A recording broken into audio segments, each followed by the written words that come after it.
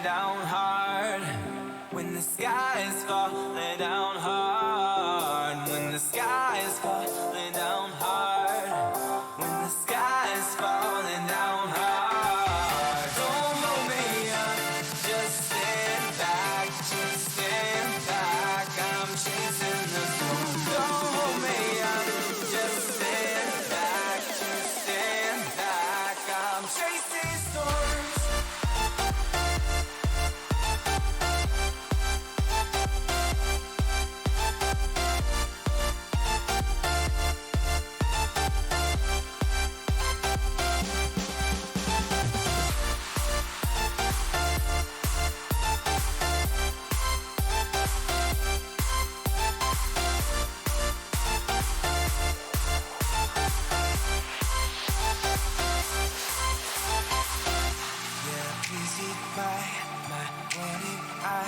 Don't know why I'm cold, so say goodbye, 'cause I like the fact you know. When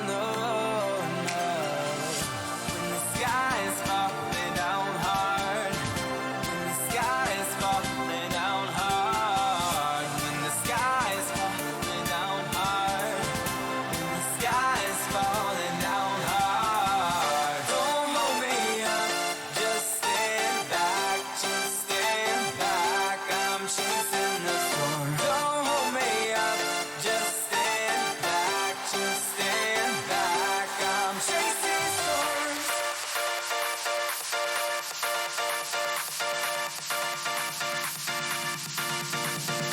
Don't hold me up, just stand back, just stand back. I'm chasing storms.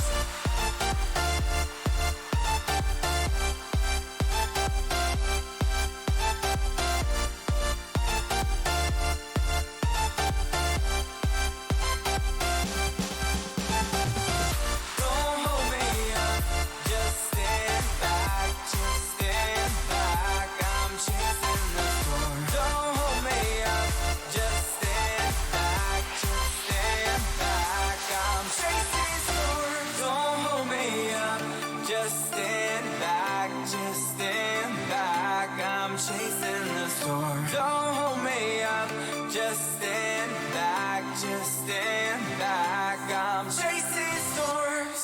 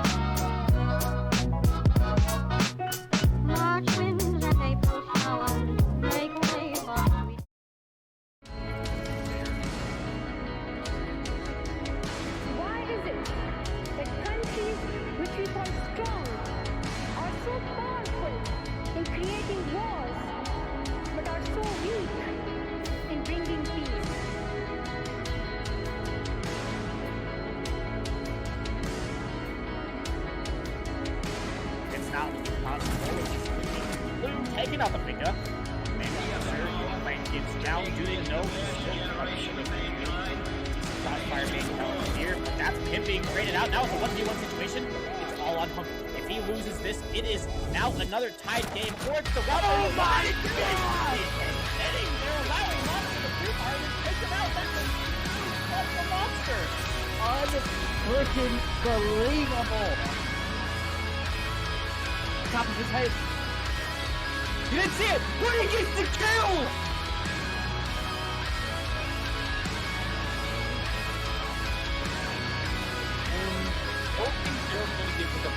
Not enough to pick it up in the first time. The shot is there though. It's a massive quad, and Snowy will somehow clutter place. The shotgun goes in. Res onto another 3v2. Stunner continues to shut it down, and it's all over. Mr. Pang finished the game, and there it is.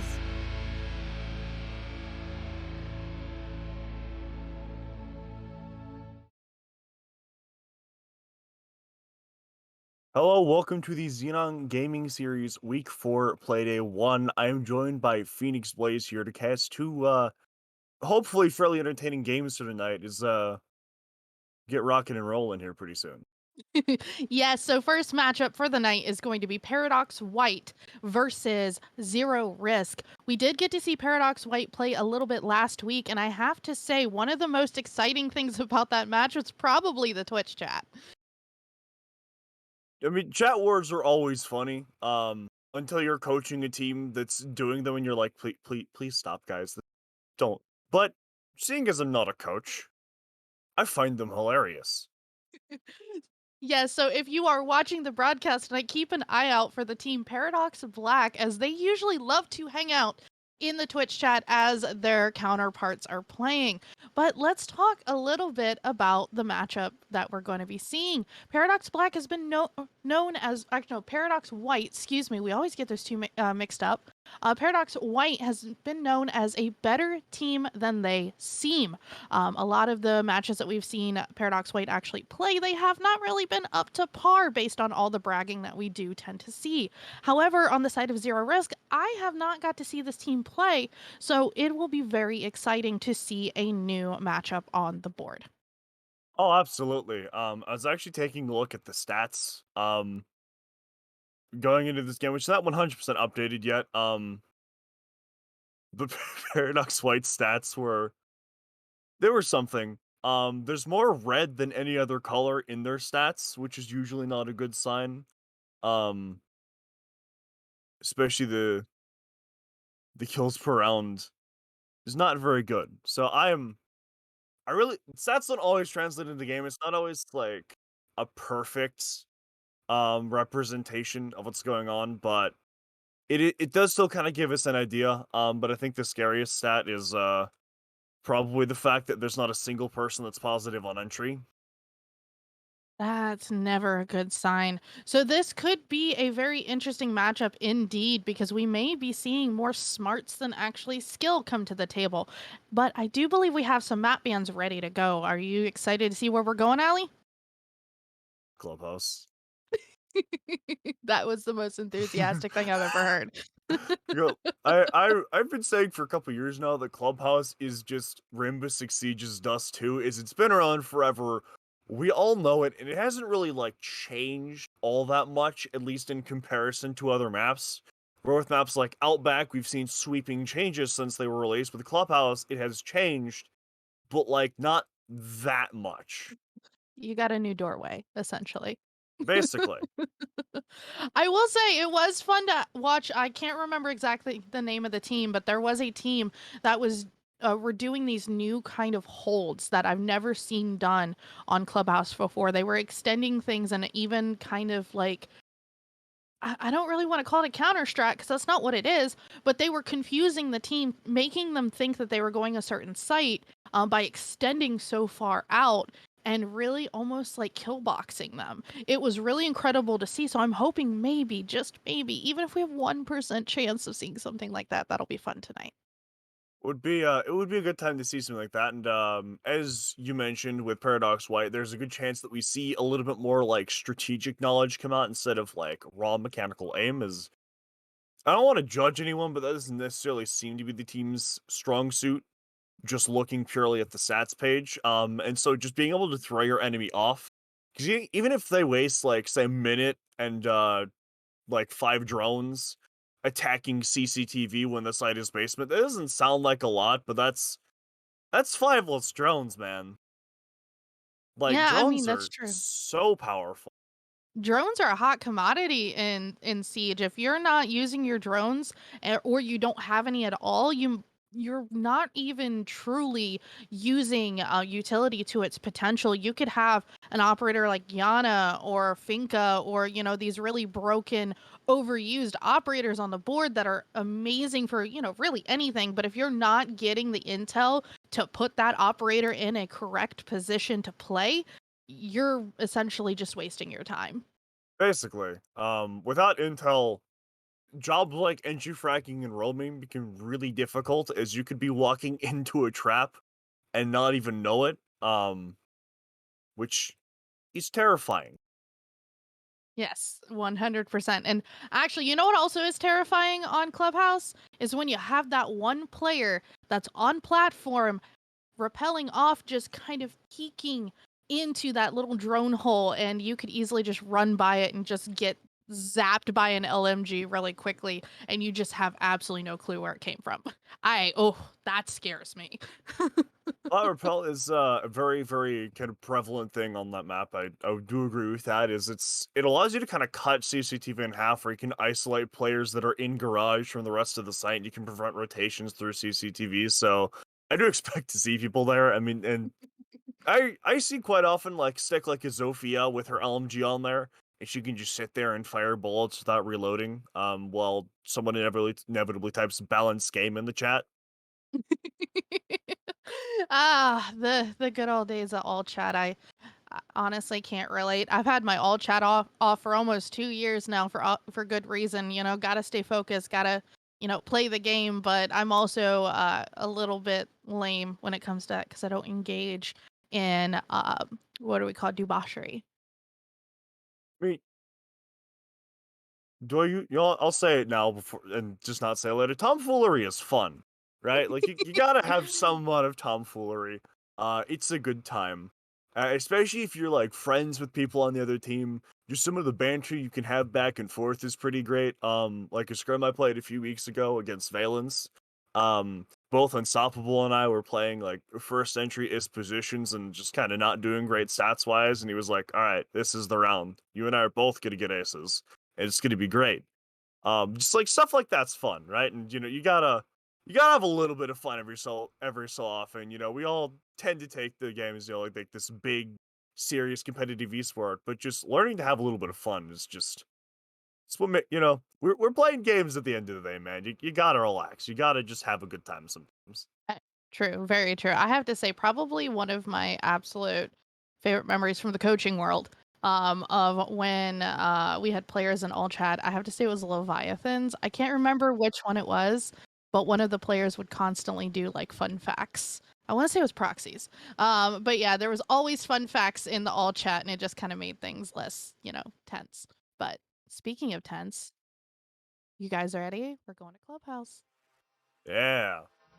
No more stories from me and Phoenix. As we're gonna get into the bans here on Clubhouse, I'm going to expect to see a Thatcher here from Zero Risk, as it is like the default ban. It's like getting popcorn in a movie theater. We're gonna see Maverick instead. We could still see a Thatcher. That is something that you see quite a bit. Just make walls impossible to open, essentially, is the idea. Yes, because Maverick's very, very well used on those reinforced wall to Maverick trick things in order to make that wall soft to get an operator in through quicker. But as you called it, Thatcher, which is a very default ban, he is going to come off the board, and we're going to be moving into the defensive bans. What are you thinking here, Allie? Cade, Valkyrie, Mira, somewhere in that range. Maybe a Azami if they're feeling frisky. Cade, he makes walls very difficult to open if Thatcher doesn't exist, and then Maverick doesn't exist as well. So with him on the board, it would be safe to say that there'd be a lot of walking in through really tight doorways that I'm willing to bet neither team really wants to deal with. We're going to see actually a bandit get banned, which Oh, is not what I was expecting. Bandit I was is thinking not. of Flores, maybe. I mean, you can't ban Flores on the defense, to my knowledge, but you Oh, know, we'll let duh, it slide. brain fart. But no, like I wasn't expecting that either. So it seems like we have a little bit of a any electrical operator you know, racism going on here. Someone forgot to pay the power bill. Oh, that was a good one. But yes, first round, let's get into it. How do you see things? What are you looking for in a first round from these teams, Ali? Well, I'm looking. A lot of times in the like when you have teams that have never played each other before, which these teams might have, I'm not 100% sure, but you're typically going to see like a round or two where things like the pacing is kind of awkward as both teams feel each other out. And then once people have an idea of how the game is going to flow and how the other team likes to play, then they'll start doing more interesting things and playing more actively instead of reactively is one of the main things you'll see happen. But I just want to see which team starts to act rather than react first. Yes, and for speaking of reacting, we're gonna have to see how the attacking side is gonna be reacting to our first site, which is all the way downstairs in our beautiful, beautiful, beautiful basement. I know you, Ali. You've played this many a times. I know this is kind of a staple site. This is generally one of the most picked sites and most strat-heavy sites on Clubhouse, but I want to give a little bit of a shout out here to as far as this lineup goes with the Paradox White team. Love the Zero, and oh my goodness, Bubs is gonna immediately take out Pogger, so that's gonna be your Yana off the board. That is no more reoccurring humanoid drones. That's unfortunate, but back to the point here, Zero is a great operator to bring because not only can you use him for intel, you can use him for utility burn as well, which is critical on a lower site like this. You also have a gun that is essentially the F2, but in a different operator's hands, and it has an angled grip attached to it as well as a 2x sight, so a little bit of fun times there if you do find yourself in a fragging situation. With the Yana being dead, though, I'd like to go back to that just because that's 2 nades gone as well, right? Like, nades are arguably the most powerful not drone gadget in the game right now, and then Fizzy gets taken out as well by Nurox, so the Fanka heals are gone in addition to another 2 entire frag grenades, so now there's a decent bit of burn on Paradox White's roster with Jelly's flashbangs, but no actual, like, utility clear. So they're really going to be feeling that now. Yeah, and with that, luckily you still do have the buck on the board, which we are watching, some of that verticality start being opened up because that's going to be critical once you do attempt to get the plant down. You want to make sure that you have some good lines of sight in order to prevent anybody from taking that out. But I'm telling you, I'm already seeing some very fundamental mistakes here from the side of Paradox White. Even things just like that Zero we just saw on the stairs. That could be really detrimental to have somebody just kind of sitting there looking at drones with nobody in front covering them. If you're going to set on drones, you need to sit in a place where either, like you said, someone can cover you, or where you don't need to be covered. And those stairs do not fill either of those criteria. If someone just walks up main and then swings while he's on the drone, he's defenseless. Like, right? That just puts you in a 2v5. Yes. We're going to enter the final 20 seconds of this game here, as Paradox White have not made any significant ground in a while, as Smoke's going to get a lot up. Valkyrie is going to get killed by Lechero, but might be all for naught at this point, unless it is still all for naught. Oh, we just saw a beautiful case of let's rush, let's hurry, and yeah, this isn't going to work. That is exactly what we just witnessed. So the first round of the night does go to Zero Risk. I gotta say something. I did not realize this was Alzamos and Nerox's team. Those two, I have seen them around the T3, T4 circuit, and they are absolutely insane. Two players that I've followed quite a bit, especially being, a caster and a coach. You just kind of know the good ones. So I think we're going to be in for a little bit of a treat. I think we are as well. One thing I'd like to say as well is I pointed out at the beginning of the first round that I wanted to see which team is going to start acting rather than reacting first. Which is a lot of what we saw from Zero Risk, at least in my opinion. Like, they were taking in information and then using it to create action, which their opponents then had to react to. They were the ones setting the pace. And even when Zero Risk was being challenged, they were not afraid to challenge back and use that to take the kill, such as when, I believe it was Bubs on the Valkyrie, although I could be wrong there, killed, I think it was Pogger was playing the Ana. Perfect example of that. Yes, and as we talk about all of that, is this the first, I think this is the first time in a long time I've actually seen, we're on bar, aren't we? I believe, no, we're not. No, we're not. Okay, so that wall kind of confused me a little bit. But anyways, this is a great site for teams, especially if we're on, on gym. You have that whole entire wall that's soft. You can open up those towards the bottom of the floor and actually get some really great angles there. But it is something that can also trip you up if you are on the defense, because if you're not hiding properly, you can also get shot from that. But great lineup we're seeing here. Pogger is probably on one of the best operators you can play on Clubhouse. The Nook, being able to mask themselves from any type of camera or intel gathering device, it is amazing because you can really be sneaky and do some really clutch plays, especially in those last critical seconds.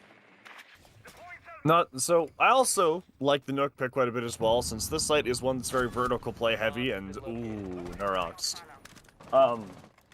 You can get below around the cameras and do some vertical plays. Narox is gonna get a second kill and interrupt me yet again. He's going to take Jelly off of the board, and then Mr. Alex is gonna get Font off the board as well. So yet again, we see ourselves in a very familiar position, but Pogger is going to trade, taking Narox off the board, but getting refragged immediately. So it's just up to Letro, who looks like he's going to go to the roof and just let his team kind of take this and use it as attack timeout of sorts, as things are very clearly going wrong. A minute, 30 seconds into the round, and the round was over, essentially. I'm not gonna sit here and say that clutches aren't, possible. We have seen quite a few clutches happen so far this season, but clutches when you're not even in the building, that's where things become next to impossible, especially when you have 4 players on your opponent's side. That's that's a scary thing to go up against. Not only that, but one of the people alive is Mr. Alex, who's, I believe, on a 2 or 3K this round. He's killed multiple members of your team, like in direct one-on-one gunfights. And that's one of the people that you have to try and kill to make this clutch happen. And he's not even going to attempt it. He's just going to kind of bait on the roof and hoping he can get a kill, which he does not get, as Monster just kills him. I will say that was going to give me a little bit hype. I did see blood fly from the side of Monster. We saw the blood spray. So there was a potential for him to go down. And if he did go down, I was going to get a little hype. Because those last, little couple second clutches are kind of awesome, but you can't really do that with a 4v1. You just don't have enough time. But we are going to be moving now officially to bar and stage. This is a site that we rarely see played, and it's because it is so wide and so vast. It is extremely hard to lock down and to be able to play properly unless you have a great roam game.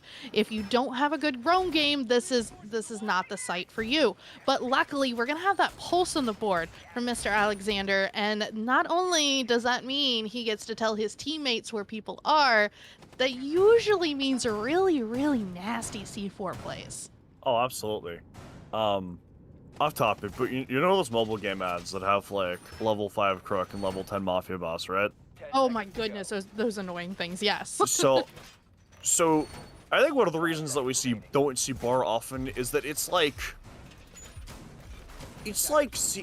a gym bedroom plus, as you have to defend a lot of the same areas, but you don't necessarily have the luxury of extending into cache like you normally would when you're defending gym. And so you have to defend a lot of the same areas with a lot less utility and reinforcements. Mm-hmm. And so basically the point I'm trying to make here is that not every team is going to have like the level 10 strat maker, which is fine.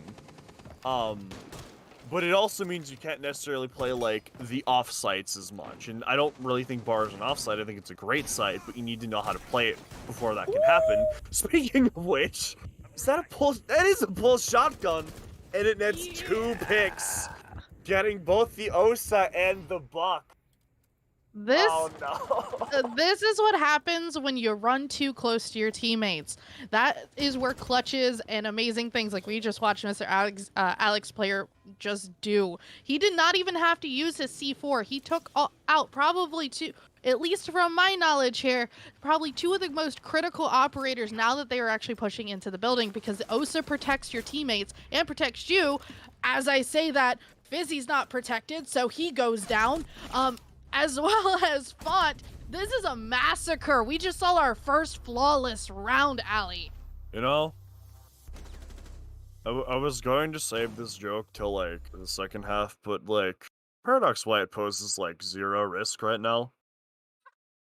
Like, obviously, haha, funny joke, but like they get like anywhere near the building, and then like one of the 0 risk players just like walks out with a staff and yells, "You shall not pass," and they both and like they just fall. Defenders, protect your bombs from being Like, defused it's- by You ain't wrong.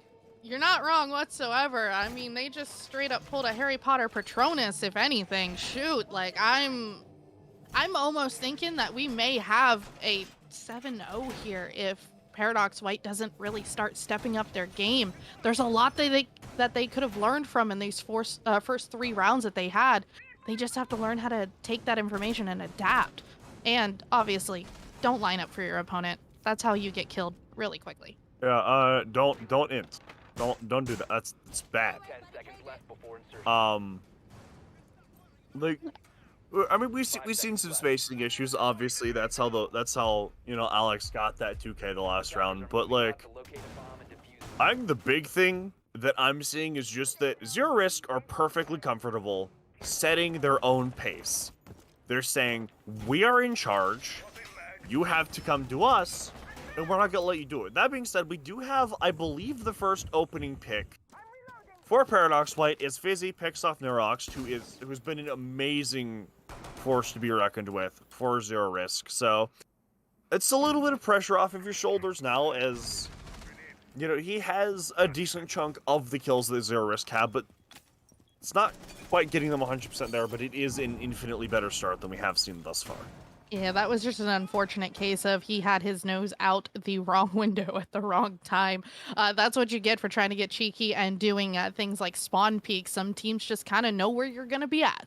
And that's what we saw here. So the Jaeger off the board. Luckily, the Jaeger already having his utility down. His job is done. So we have no wasted utility on that front. But we do see that we're going to have at least 1 C4 and 4 impact grenades. So we may see some tricking going on here, which will be quite a bit of fun to watch. But this is also going to require Bubs to man up and actually use those Valkyrie cams in order to get some great information.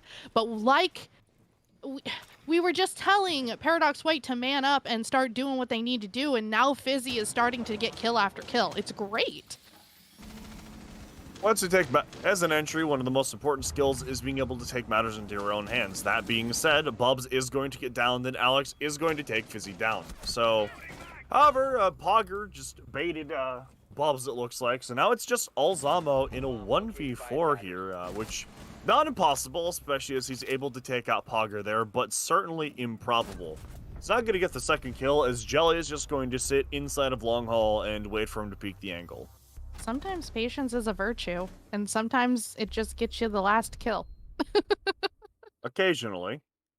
Usually when you sit still like that, that's never a good thing, because you never know who's gonna come out of the gate like a little race car and just zoom past you as they're pre-firing everything. Ali, I know you've seen it, you've played competitive, you can't lie to me, you've experienced that.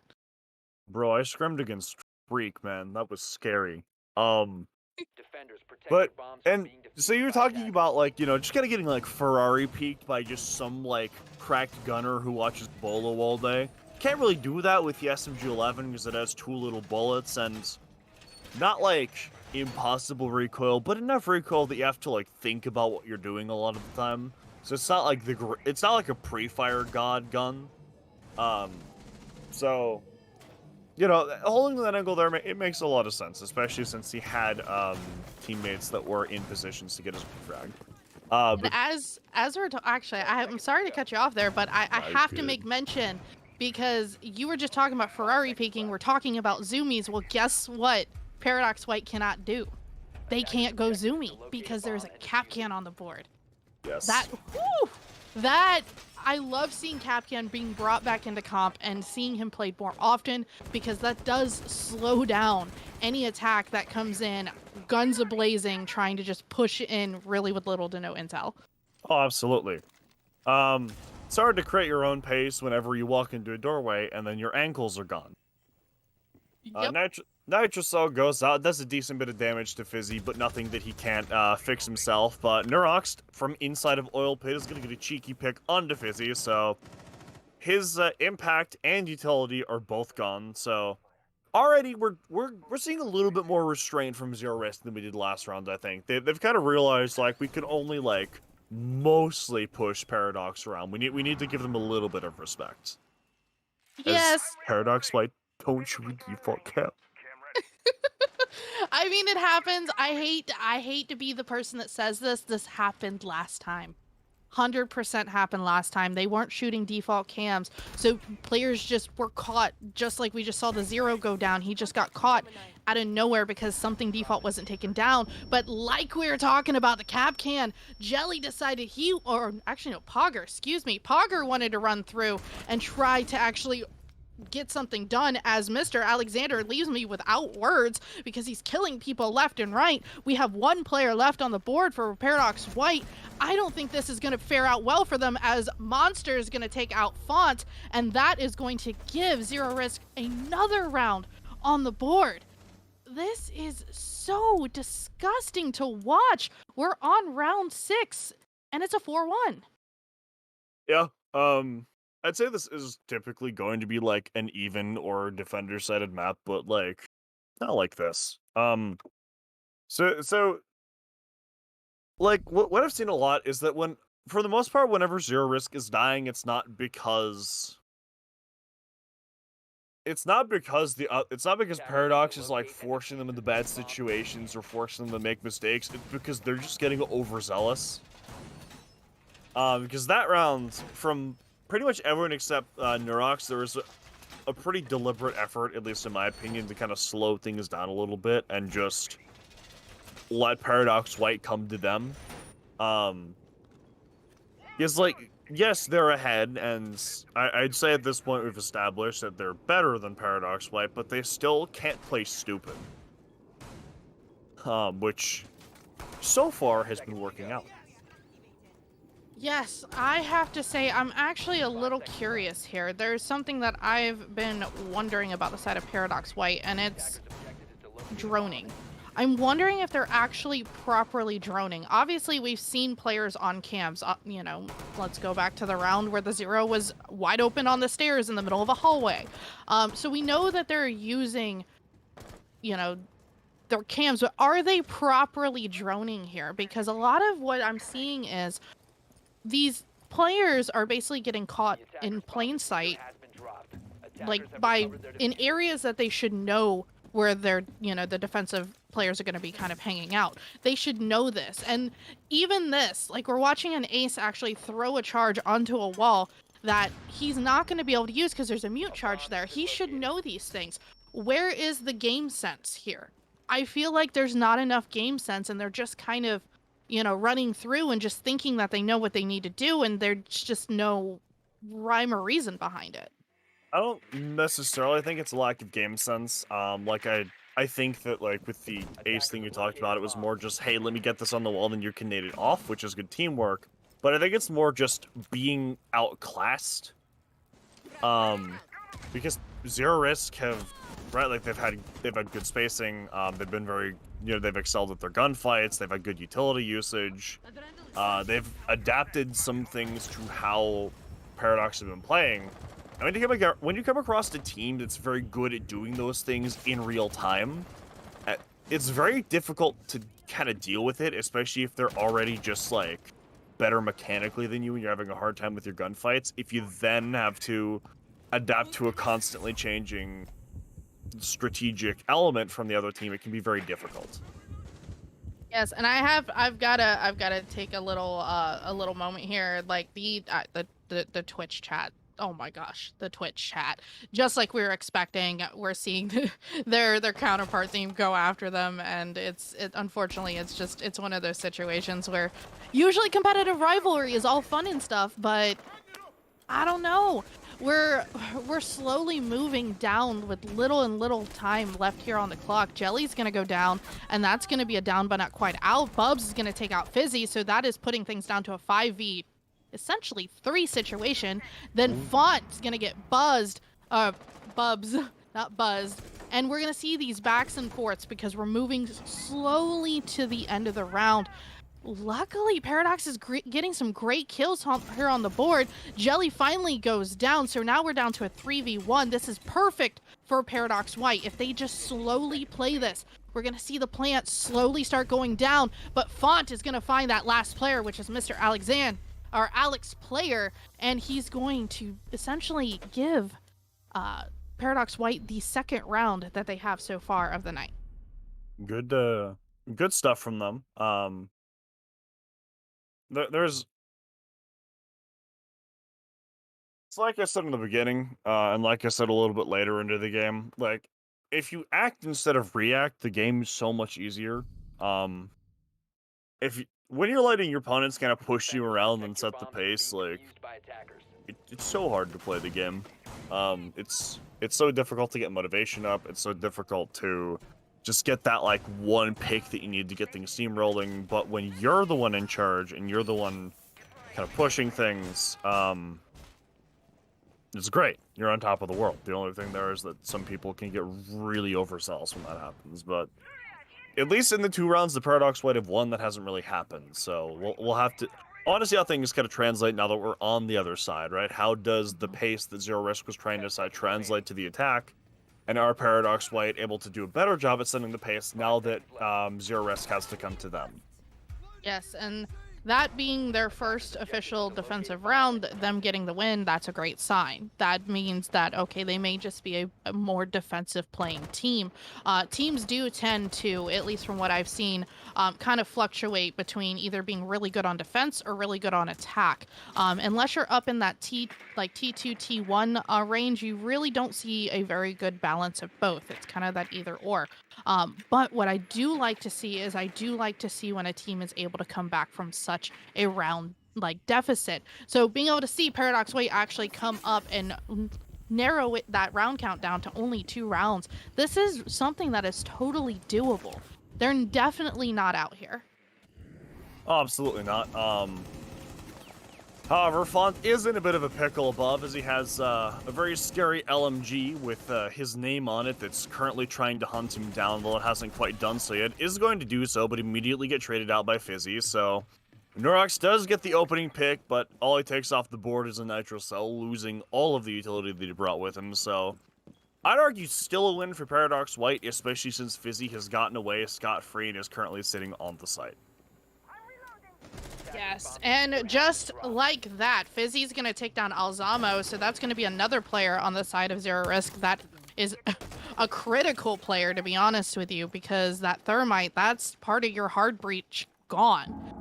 So Bubs is going to do his due diligence here as we're watching, and he's going to start droning things out. He wanted to make sure that Diffuser was safe to pick up because that's the last thing you want down and not to be able to pick up. So they're going to have to figure out some way to get down into the site without 2 critical operators on the board. Not only that, but just being a man down as well. Like, it's only 1 man down, but it's still... There's still a decent chance that it could make a difference here, I think. Especially since, now that we've hit a minute, the time is just going to go down slowly, and... Paradox really have to make no actual efforts to move here. They just kind of have to keep Zero Risk out of the site, where Zero Risk have to, like, come to them and make things happen. But not impossible, but if Paradox play this, they have it in the bag, I think. I mean, it's potential. 30 seconds, we all know anywhere from 30 seconds to a minute, a lot can happen. A lot of things are going to start being really fast paced. And Monster is going to sit here and he's going to try to think methodical here. He's going to use those X-Kairos to open up some lines of sight, hopefully get some kills, but those smoke grenades are going to start going out. That's when you know it is game on. 16 seconds left. This is do or die at this point for Zero Risk. If they're not pushing in and getting these kills, they might as well just call this over. That plant has to go down right now. If that plant does not go down, you're going to be in a world of hurt. There goes a diffuser, so it is pretty much all kills at this point. Luckily, he was able to find that last kill, but unfortunately, we do not see that round win go in the favor of Zero Risk. Paradox White just knew exactly what to do there. They played it slow, they played it smart, they had the intel, and that's what is moving them ever closer to taking the lead. At the risk of sounding like someone who played nothing but Ella when she was released, sometimes betting her teammates is okay. Well, I mean, if it gets you the round one. Look at the first kill. So if you look at the fight between Neurox and whoever was on the Mozzie, I don't quite recall. I believe it was Font. You know, the player on main stairs just kind of left Font to die. He didn't try to save him because he knew it's the Finka chasing him. And even if Font dies, if I can kill the Finka, a Mozzie for a Finka, that is a worthwhile trade any day of the week. And so, yes, Font just kind of dies alone on the islands, but then Fizzy gets that pick and then gets back onto the site. And the attack, they can't assume he just left. They have to sit there and clear things to make sure that he's not there. They still have to clear the second floor, and they have to do it without their primary entry. Right? So, because of, like, I think that was kind of like that little bit of extra, like, teamwork that we needed to see from them is kind of starting to show itself a little bit more. I do have to say, I love the fact that we actually got on the observer's camera watching the teamwork from the side of Zero Risk. Seeing Bubs on that Yana actually use the drone in order to, you know, clear that pathway for that teammate in order to pick up the diffuser. That was really cool to watch because a lot of times you don't get to see how diffuser recoveries are done, and that was great. Great use of utility right there. But we are going to probably the most intense site that we get to see. This is where most of the plays happen. We usually see quite a few, you know, multi-kills whenever we move all the way upstairs to CC. And I think, is this the first time we've actually seen this site played? I believe so. This is going to be fun. And as I say that, Bubs is going to take out Pogger, so that is the first player off the board. Not very poggers if you're on the side of Paradox White, but if you're a Zero Risk fan, this is a great start to this match. Although, Zero Risk do need to clear Fizzy out of the kind of stock lounge area, as if someone wants to rotate up red late or, you know, nade from below, then he's going to be kind of a pain in their backside. Electro is going to get down from an unknown source, actually player inside of construction. He is going to be revived, but he has a sliver, or not a sliver of HP left, but basically none, as I'm trying to talk, everyone dies. And the Fizzy almost dies as well, and he does die, and then you can't do play-by-play when everyone's dead before you say a word. So, excellence from Zero Risk. Paradox White is going to take a timeout here. But you, I know the players might be dead, but you can be like Zero Risk and get your second flawless round of the night. Oh, hell yeah. So it may have been hard to keep track of, but when you see this big yellow letter saying flawless round, you know you did something right. So we're at that point in the night where timeouts are going to be called, and the kind of the standard for a team timeout is when you go down 3 or more rounds. I wish Paradox may have called it a little earlier, but this may also be great for them because this could just give them that little breath of fresh air that they need in order to get those mentals straight. I actually do really like this timing for this timeout. As in my opinion, you don't want to call it like too late into a side. Because I think by the time it would have made sense for them to call it in the previous half, they would have had like 1 or 2 rounds left, which, you know, great, you might be able to take those 1 or 2 rounds, but then there's an entire another half, right? And so here, they're on a half that's been I think, shown to be not like necessarily more viable, but there's more room now as there's more rounds in this half. So if they talk with their coach and he discusses defense, they're going to be defending for the next 4 rounds at least. So I do really like this timeout time. And if I'm not mistaken, I want to say their coach is Shadow plays. So Shadow, definitely had that minute to be able to kind of, regroup and recenter and refocus this team. Maybe we're going to see a completely different team being played here, but we are back to the same site that we just witnessed. I have to say, I really like to see the way Font played that Azami in that last round, being able to close off that entire rafters balcony in order to, really like keep him protected, because you can get really cheeky, really like annoying kills from just like quick peeking that area and being able to get those shots off, because, that area is almost, it's very hard to hold down. Usually we see like a Jaeger playing up in there or something like that, but the Azami was great. Yeah, if you look at like the past few operator releases, Azami's been like the most popular at a high level. Because like you said, she can take a lot of areas that are either easy to defend or like okay to defend to make them terrifying. Like I've seen several scary Azami players hiding inside a piano on cafe, there are a lot of spots that you wouldn't necessarily expect that you can throw the Azami barriers onto on that part of the map that are a pain to deal with. But you have to deal with it because it's piano. Right, and in this case, Rafters is... Whilst you don't necessarily need to have control of Rafters itself, if someone is in Rafters, if you're trying to enter cash through construction, the Rafters player can watch that. So you really want that to be cleared out. But we are going to see the first pick come out. It's going to be Pogger killing Mr. Alex, who... On the attack was pretty scary, but on the defense was pretty scary, but it's kind of cooled out a little bit. Or cooled off. That's our one and only double-digit player that just left. Just completely done. He's off the board at this point. That's also the sledge. So that's a lot of, any type of like, creating new pathways or stuff like that. You can't really do that. Honestly, I would have rather seen probably a different player rather than the sledge, maybe an Osa or something like that. But a lot of people love the sledge. I just don't think pushing horizontally makes sense with him. But no, we are gonna start moving in. We see a C4 go out. Alzama almost getting hit with it, but just having the perfect accuracy to take that out. That was insane. You love to see it, man. You love to see it.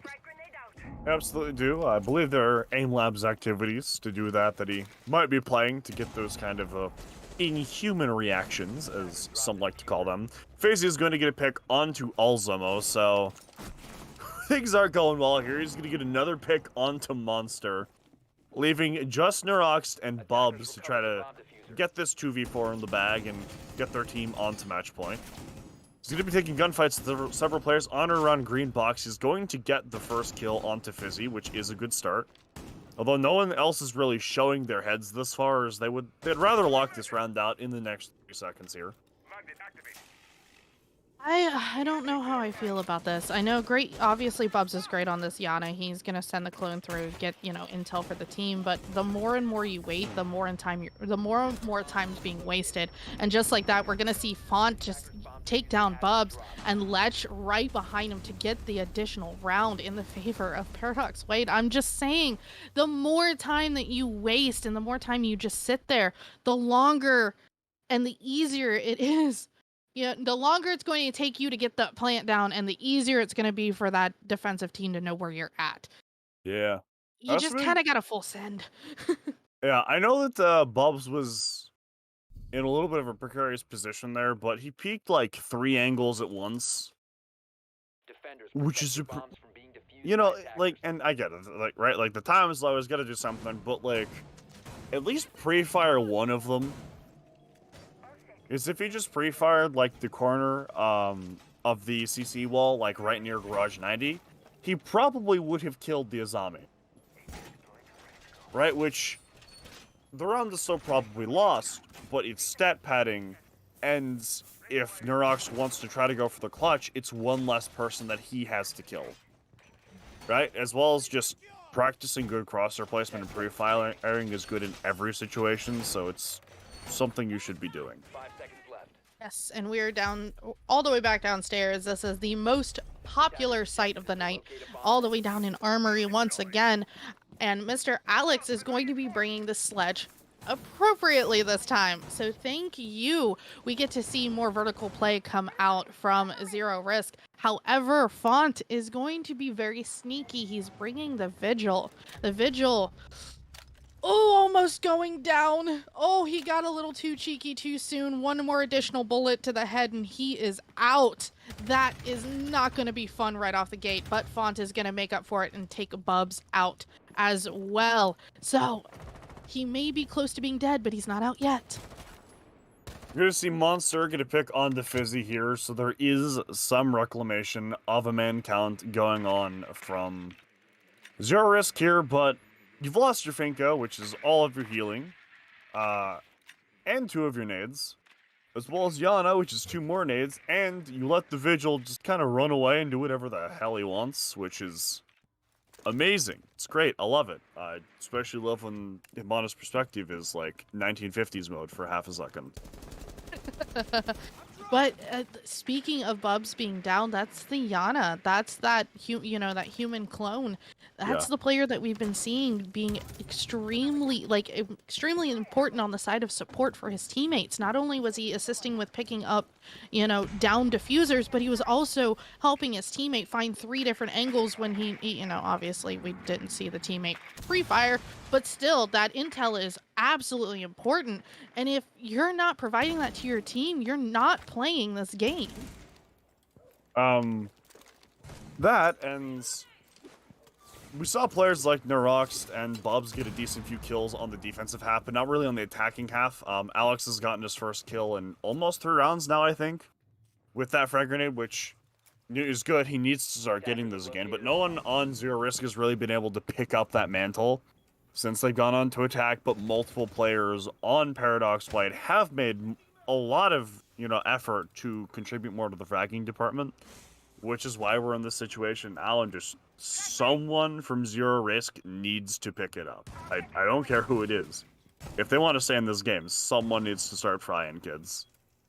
Yeah, at this point, we've kind of established Zero Risk just is not a defensive team, at least not against Paradox White.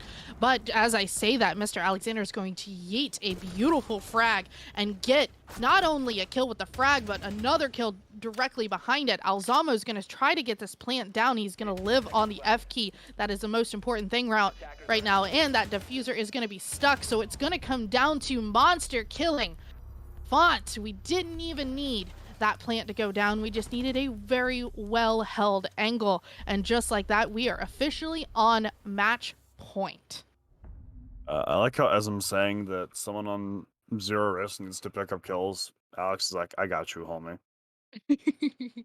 Yeah, Like 2 he grenade just knew. kills and a kill with his gun, right? And that's kind of what I was talking about. Like, whenever you have someone again who's like, all right, I want to win this round, it's what happens, right? You need to be trading. If you're not defeating your opponents with overwhelming fragging power, you need to at least be trading blow for blow, which is a little bit more of what happened that last round. It didn't end up as a 2v1, which is very winnable for the defender in that case, because he's the defender and there was 10 seconds left. But still, they were able to get the picks that they needed, and Alex is able to not only reclaim the sides being even, but also even go past that and get an advantage for his team, right? That's what we need to be seeing more of from Zero Risk if they want to take this game. Yes, and it's going to come down to bedroom and gym. Is this going to be the site that is going to determine it all? Match point is a very stressful situation to be under, especially for Paradox White, as they are still 2 rounds down. So they are going to have to essentially sit here and really hone it in and push to their to their best potential here in order to not lose this round. Playing it slow and methodical is kind of what's been helping them. They know exactly what to expect from Zero Risk. They know the lineup. They know who plays who. They even know that when that diffuser goes down, that they strategize to pick it up. it's gonna come down to just being smart here. Don't make anything. Don't make any risky plays on here on the defense. Have those players on the attack come to you. Have them run into your bullets. Exactly. We're gonna see Bubs here get an opening pick onto Jelly, so not like not a ton of utility that's lost, but it is a bit different from what we've been seeing previously. Whereas in the past couple rounds, Paradox White have been getting openers. Now Bubs gets one. So good stuff so far from that Yana. If they can keep this up, then we might have a 7-4 on our hands. Potentially, but we do see Wall immediately start to get open. So Hot Tub Wall is officially open. That Mira is going to have to hold down that spot in order to make sure that nobody starts pushing in. But Fizzy is actually here on the roam, so it looks like he's going to have another player that's going to be playing that Mira. But X Kairos is going to take it out before that Mira window is able to be played properly. So Pogger's going to have to be very careful here in backing up and protecting himself, also while holding that angle. But Nurox knew exactly where Poggard was and takes him down almost immediately. So things are back and forth. We are literally a minute left here in the round, and there are 4 versus 1. But Font is unable to make up the gap that was put in place here, and we're going to see Zero Risk take the victory 7-4. Well, that game was something. It was a lot of wow, we think this team's we think this team's gonna take it. All right, never mind, they're all dead. All right, cool, this other team's gonna take it. Never mind, they're also all dead, right? Which it happens sometimes. Those games are interesting. I mean, sometimes it's just how the game's played. You and I have had our experience with competitive games. We've seen situations where teams literally go 6-0 and then come back 8-7. Like, come on, like, we've seen some real amazing stories here. But I do know we're eventually going to have a player from Zero Risk hop in the chat with us. However, we do need a little tiny break in order to get everything set up for you guys. So if you guys don't mind waiting, we will have someone join us in just a few minutes. So we'll be right back.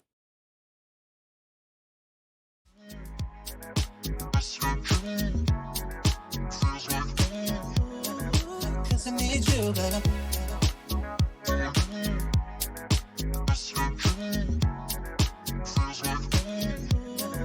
Cause I need you, baby.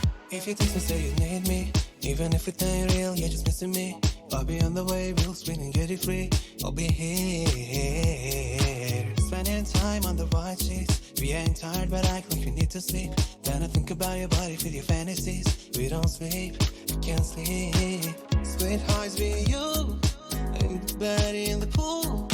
Moods on too.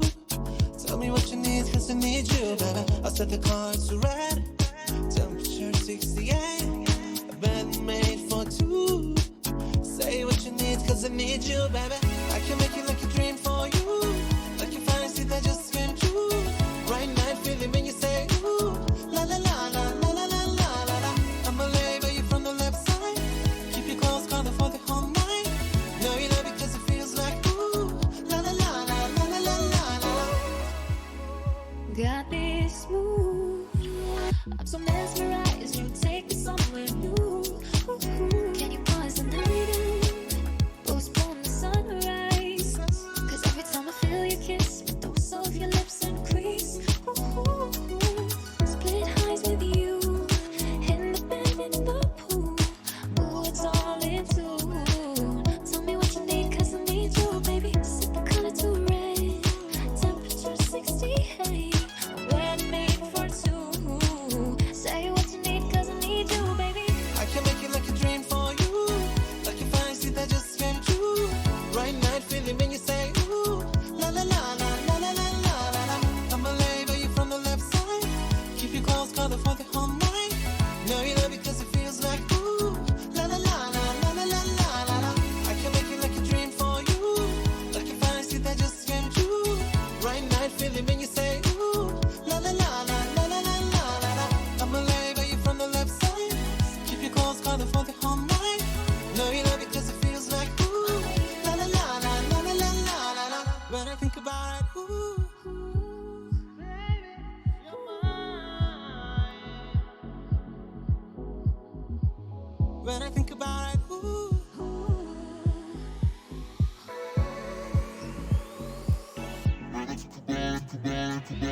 I can make it like a dream for you, like a fantasy that just came true. Right night feeling when you say ooh, la la la la la la la la la la. I'm a label you from the left side. Keep you close, cuddle for the whole night. Know you love it 'cause it feels like ooh, la la la la la la la la la la. When I think about it, ooh, ooh. When I think about it, ooh, ooh. Right night feeling when you say ooh, la la la la la la la la la la. When I think about it, ooh. When I think about you, My baby, my baby.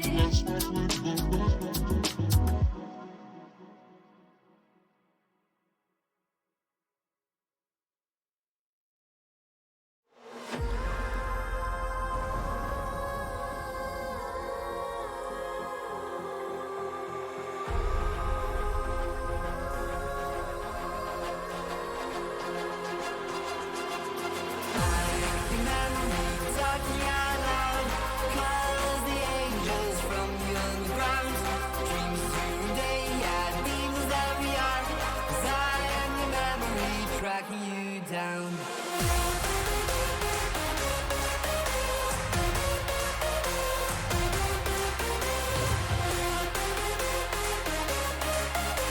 Cause I am your memory, tracking you down, down, down, down, down, down, down. I am your memory, tracking you down.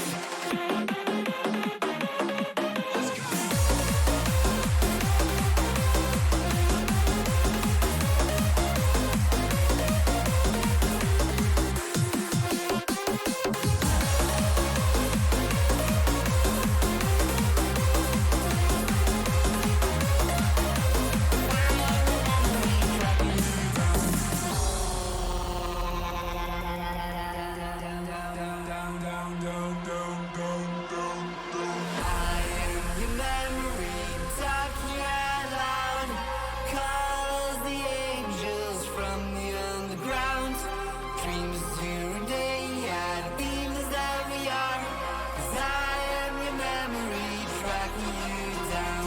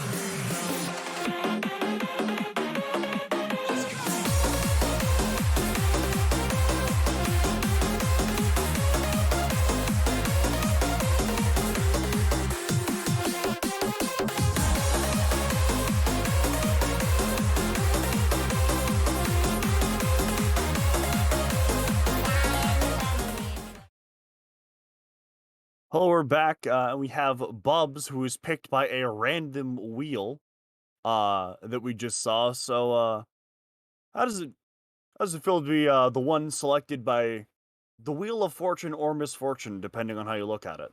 Well, it's kind of funny because we decided that because I asked for using the wheel. We actually had somebody picked, and then we decided to say, you know what, let's use a wheel because that's what our normal deciding factor is in Zero Risk. Because we have like a Wheel of Doom, so we just pick it for random. Like so, when we have 10 mans and stuff, same thing. So just how I make decisions. Gotcha. So it just happened to work out that I ended up getting it when I asked for it. So just kind of. Fair enough. Oh, oof. That's unfortunate. I do have to ask. I have a really good question for you here.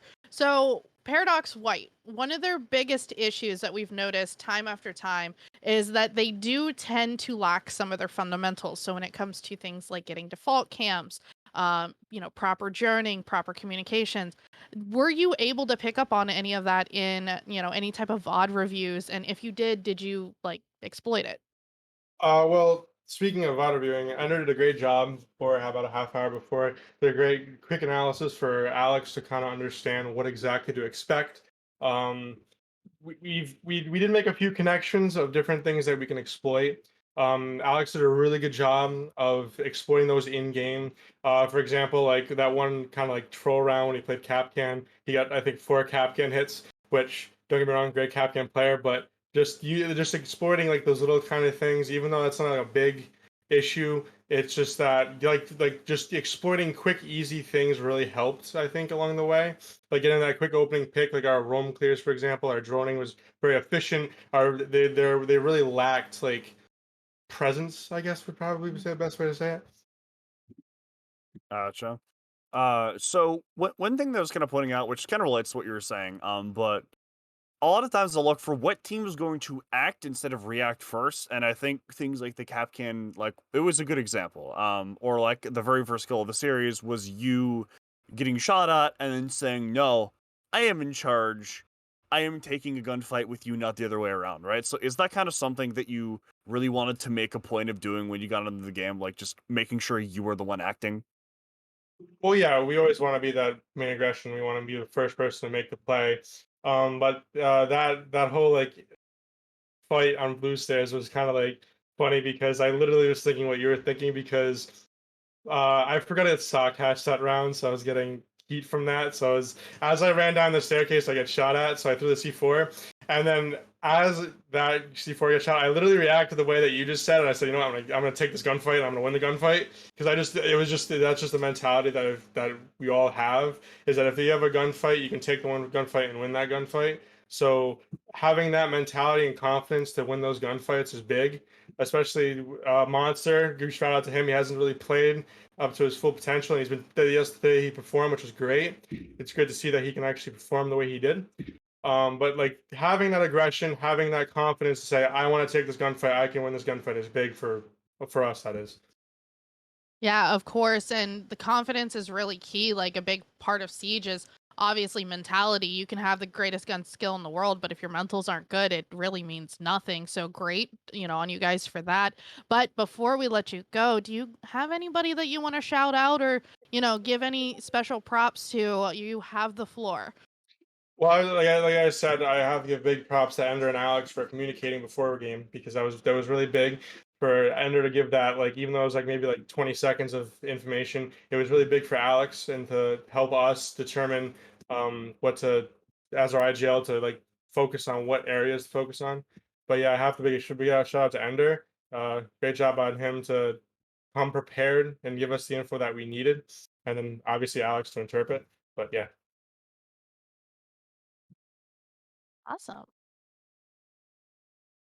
Well, thank you very much for your interview, Bubs, and congratulations again on the victory. I'm sure you're going to be very happy with that now that playoffs are starting to kind of get closer and closer. Yes, indeed, and thank you. Thank you very much. You're very welcome. So unless Phoenix has anything to add, I believe we're going to send it to a break until 9 p.m. to kind of get things ready for the next game and then get the next game rolling. Yep, we will see all of you at 9 p.m. And Bubs, I have to say, have great luck next week in your following matches. Thank you. Thanks, guys.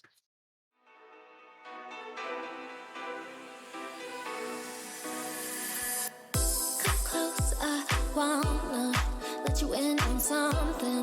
A feeling I've been loving. Gotta show you I've been thinking about you day and night. You're always on my mind. Since day one, swear I, baby, knew you were the one. Thinking maybe I could give a life guide to you. Wanna prove it. Got so much love. Please don't lose it. So let me give you it all. We can take it slow.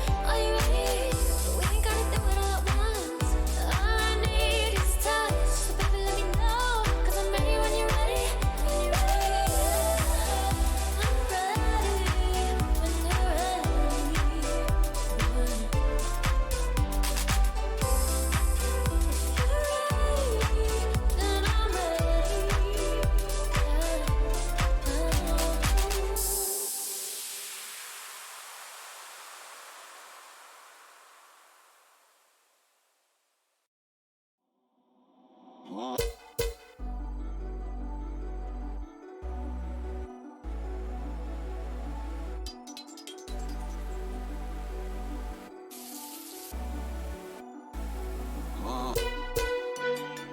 show me how to live love. So tell me what you're thinking of.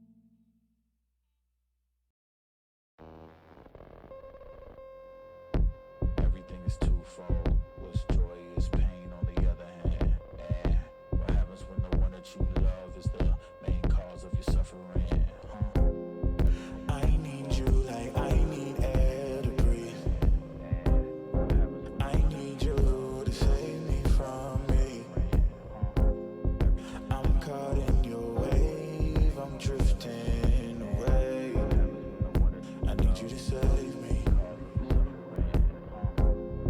Please don't let me drown. Please don't let me drown.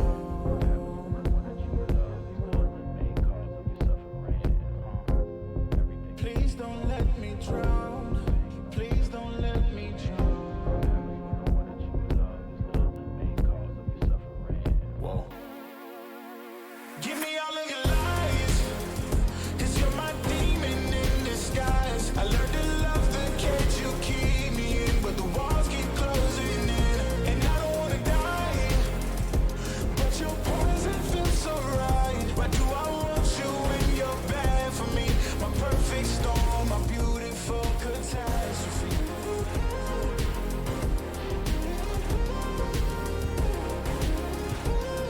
My perfect storm, my beautiful catastrophe. I'm drowning with all of this darkness surrounding. You need me like you need air to breathe. You want me to save you from me. I know that you're trapped inside this wave. Who's gonna save you? Who's gonna save you from me? I can't see you drown. I can't see you drown.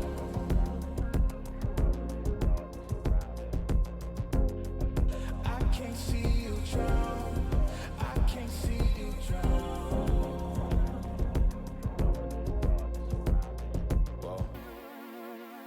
Give me all of your lies, 'cause you're my demon in disguise. I learned to love the cage you keep me in, but the walls keep closing in, and I don't wanna die, but your poison feels so right. Why do I want you when you're bad for me? My perfect storm, my beautiful catastrophe.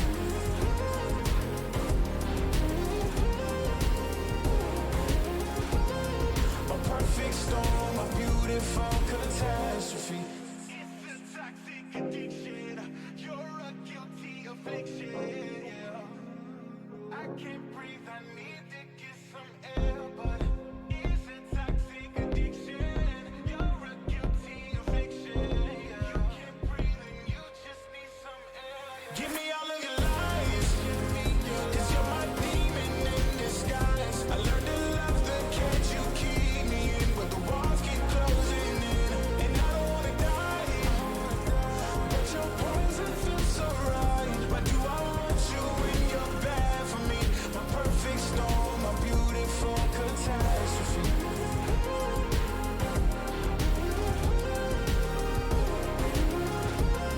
My perfect storm, my beautiful catastrophe.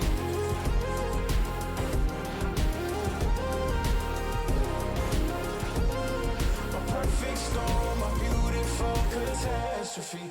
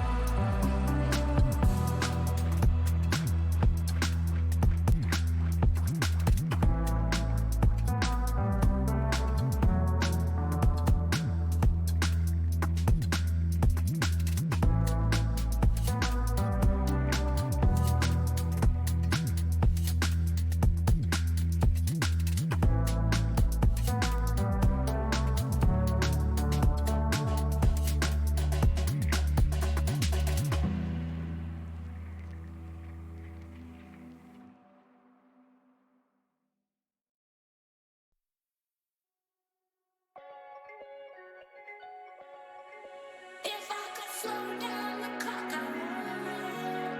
When I'm with you, I just feel so good. Every day, every single night. So for now, let's just take our time. Now that I got you by my side, tell me how you ready for the ride. Yeah, we know making this the night. So let's just take our time.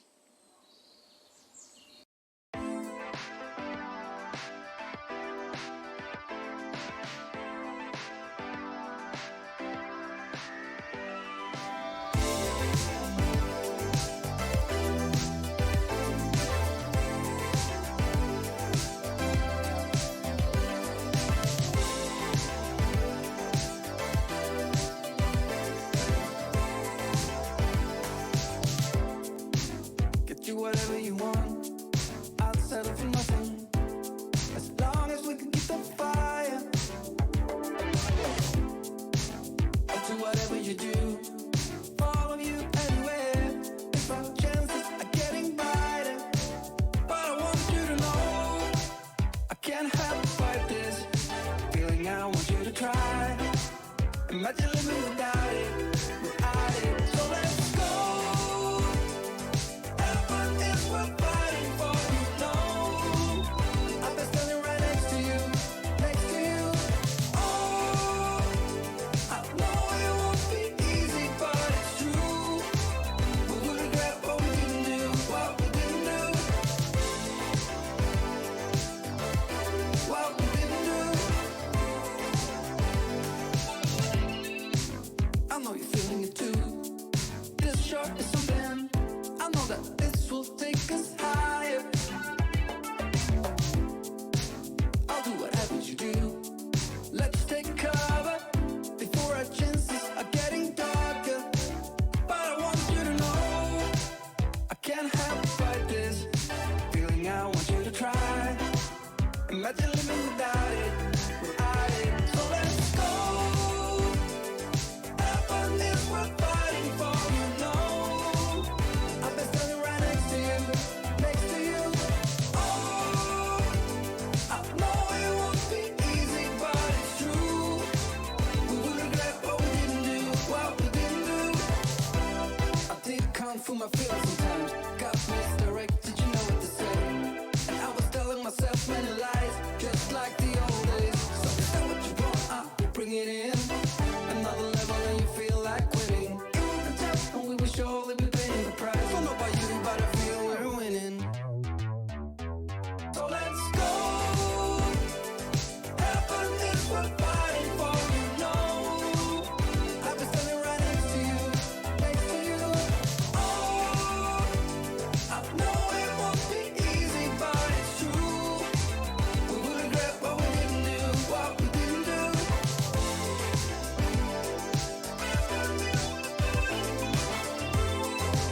We will regret what we didn't do, what we didn't do.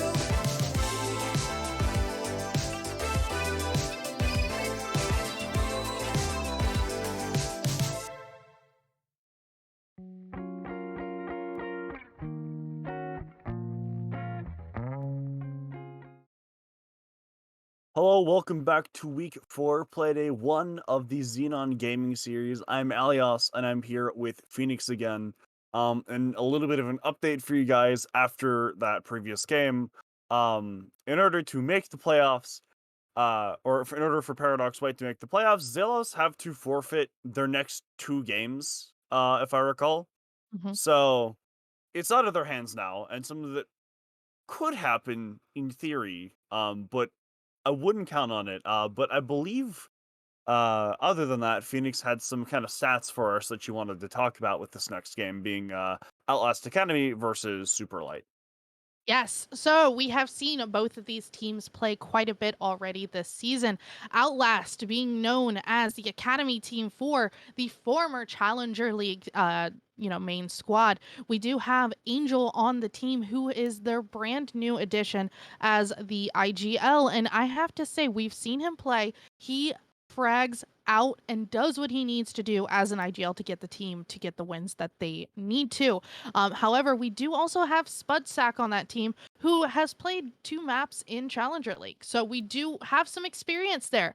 Whether it's a lot or a little, any experience pays off, and it helps to keep that team, keep them level-headed and keep them going. However, I like to call these guys the villains of the season. This is the team that everybody wants to see lose. However, they are totally unstoppable, and that's going to be Superlight. Superlight, their lowest rating, their player with the lowest rating is a 1.08, and that is Capsule.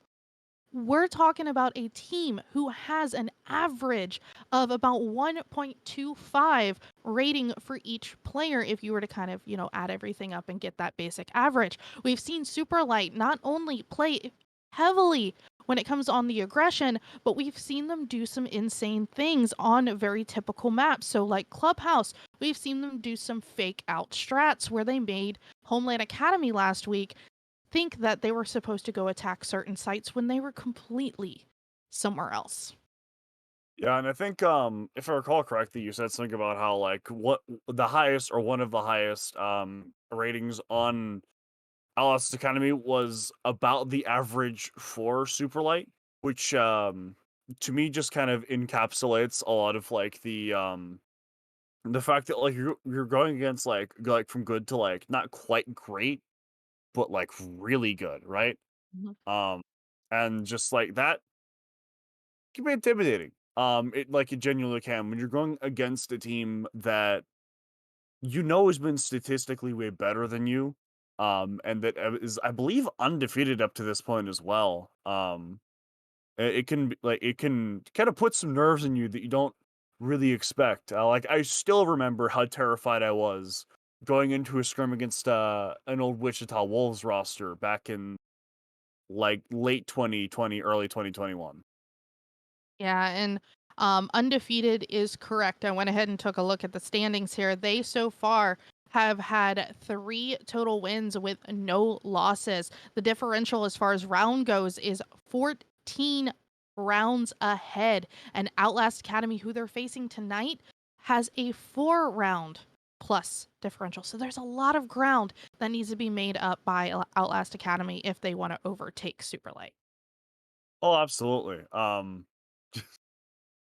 It's gonna be an uphill battle. And I believe that they all use this mouse on Superlight, if I recall. That's why it was named that. So they're gonna be rocking some fun hardware to deal with, for sure.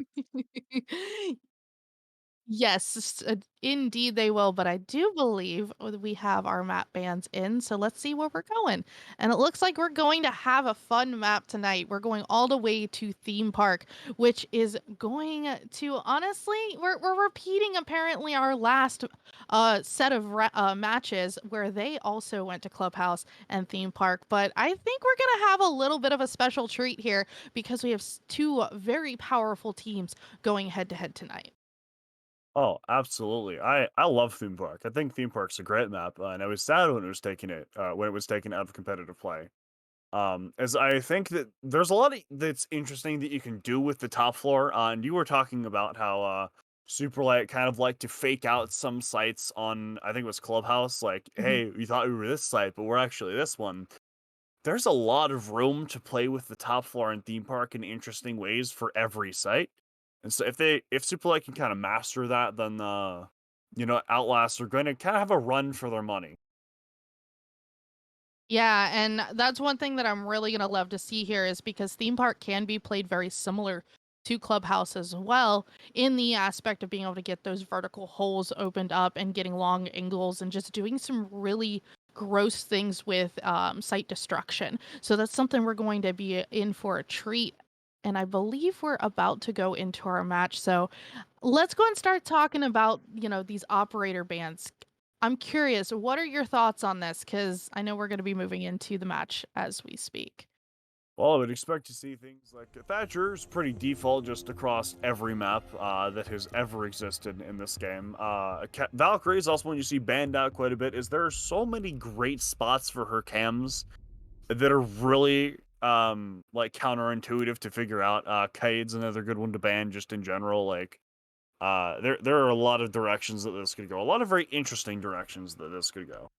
I'm not gonna lie, I kind of want to see a sledge ban, Uh, but a Nook is going to come off the board first.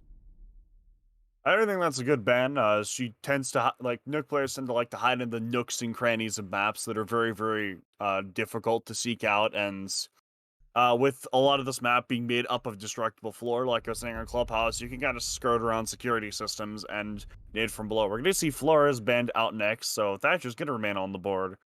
Importantly, and Flores brings a lot of destruction of things like shields, which you really want to keep up. So it makes sense that Superlight wants to get rid of it. I will say, last time we saw Thatcher on the board, Angel did play him, but did not play him well. So I'm curious to see if we're going to see that again. But the first defensive ban is going to be the mirror, so no creating long lines of sight on the defense unless you have wide open spaces. So it's going to require some footholds, some head holes, and some rotates in order to get that great information and those really cheeky shots. And like that, Valkyrie is also going to be off the board, so that is additional cameras that neither team will have in order to get great intel. I got one prediction right. It still counts. It does. It sure does. But we are going to start things off on bunk and daycare. Outlast has decided to take the side of defense. This is where things are going to be very interesting because we're going to see, is Outlast the defender team or are they the attacker team when it comes to skill set? Because we've been seeing that very repetitively here so far in the season. Yeah, I'm interested to see, but if I'm gonna go back to an earlier point from the last game again, with both of these teams, they're going to be the type to want to act as opposed to reacting. So I'm genuinely super stoked to see which direction that's going to go in, like which side is going to act better, or is one side going to be relegated to reacting to what the other's doing. Like that's going to be one of the main kind of overarching themes you're going to be looking for this game. Well, that and the ability to know the really good kind of like different angles and stuff like that that you can hold. That is probably my favorite thing here about Theme Park is the fact that there's so much you can do here. There's so much destruction and restructuring of how you want a site played, and it just comes down to which team knows it a little bit better. But we have officially locked our operators in for Superlight, and it looks very typical. Finka's on the board, can't really expect too much up, but Capsule's going to be running this Twitch, which is great to go in and get some, not only intel, but get some utilities, you know, some abilities and stuff off the board. Oh, absolutely. Actually, now that I'm thinking about it, I'm surprised we're not seeing a zombie on this site, as in Pro League, she's been an absolute menace to deal with. Although I guess they might be thinking that Superlight are gonna be kind of past the stage, or they'll be caught off guard by it. Looks like we're gonna have a pretty standard cash attack coming out here from Superlight, as Snipey Poo is gonna try and LMG this poor Smoke of Tomato, but it's not gonna work out, as he's just gonna kind of waste an aid on dealing a minuscule bit of damage. Okay, so I do have to say it. I remembered the player that didn't play with the Superlight, and it's Snipey Poo. Snipey Poo does not play with the Superlight, so they are not a full Superlight squad. But with that being, with that being said, Snipey Poo has traditionally been a great player, but unfortunately is going to be taken down. So that is additional heals off the board, and that LMG that goes bird. That is not a great player to lose right off the gate. So they are going to go ahead and start attempting to get some lines of sight open and start pushing sight. Floofs on the Lion, great operator here. If you can catch those players off guard with that EE1D pulse, you have the ability to gain great intel, but I don't know why he was just sitting there. He just lost his life because of that. Seeing a lot of interesting pre-fires come on here, and Rivals is not going to work, as Tomato's going to fry him with the shotgun, leaving Capsule to win this 1v5 in the next minute. He does have a decent bit of time to work with here, but time is really the least of his concerns at this point, as there are 5 guns that are going to be pointed his way, and he's going to have to really hope that they just give him 1v1s, which a team like Outlast isn't going to do here. He's tucked himself in by the vending machine inside of waiting, although it's not going to bear any fruit, as we have Tomato on the smoke, lying in wait inside of initiation, waiting for the perfect opportunity. Honestly, I don't think he was I don't think he was just like waiting for the opportunity. I think his teammate actually gave him that opportunity. That Jaeger used himself as a bait in order to allow that Tomato to actually come out and immediately counterplay that, and you know, essentially get that frag on the board. So that was beautifully played by Outlast. I love to see when a team actually does their homework, because you can just see it right there, because they knew not to push, because Superlight knows how to meet aggression with aggression. But Ali, your Azami is coming on the board.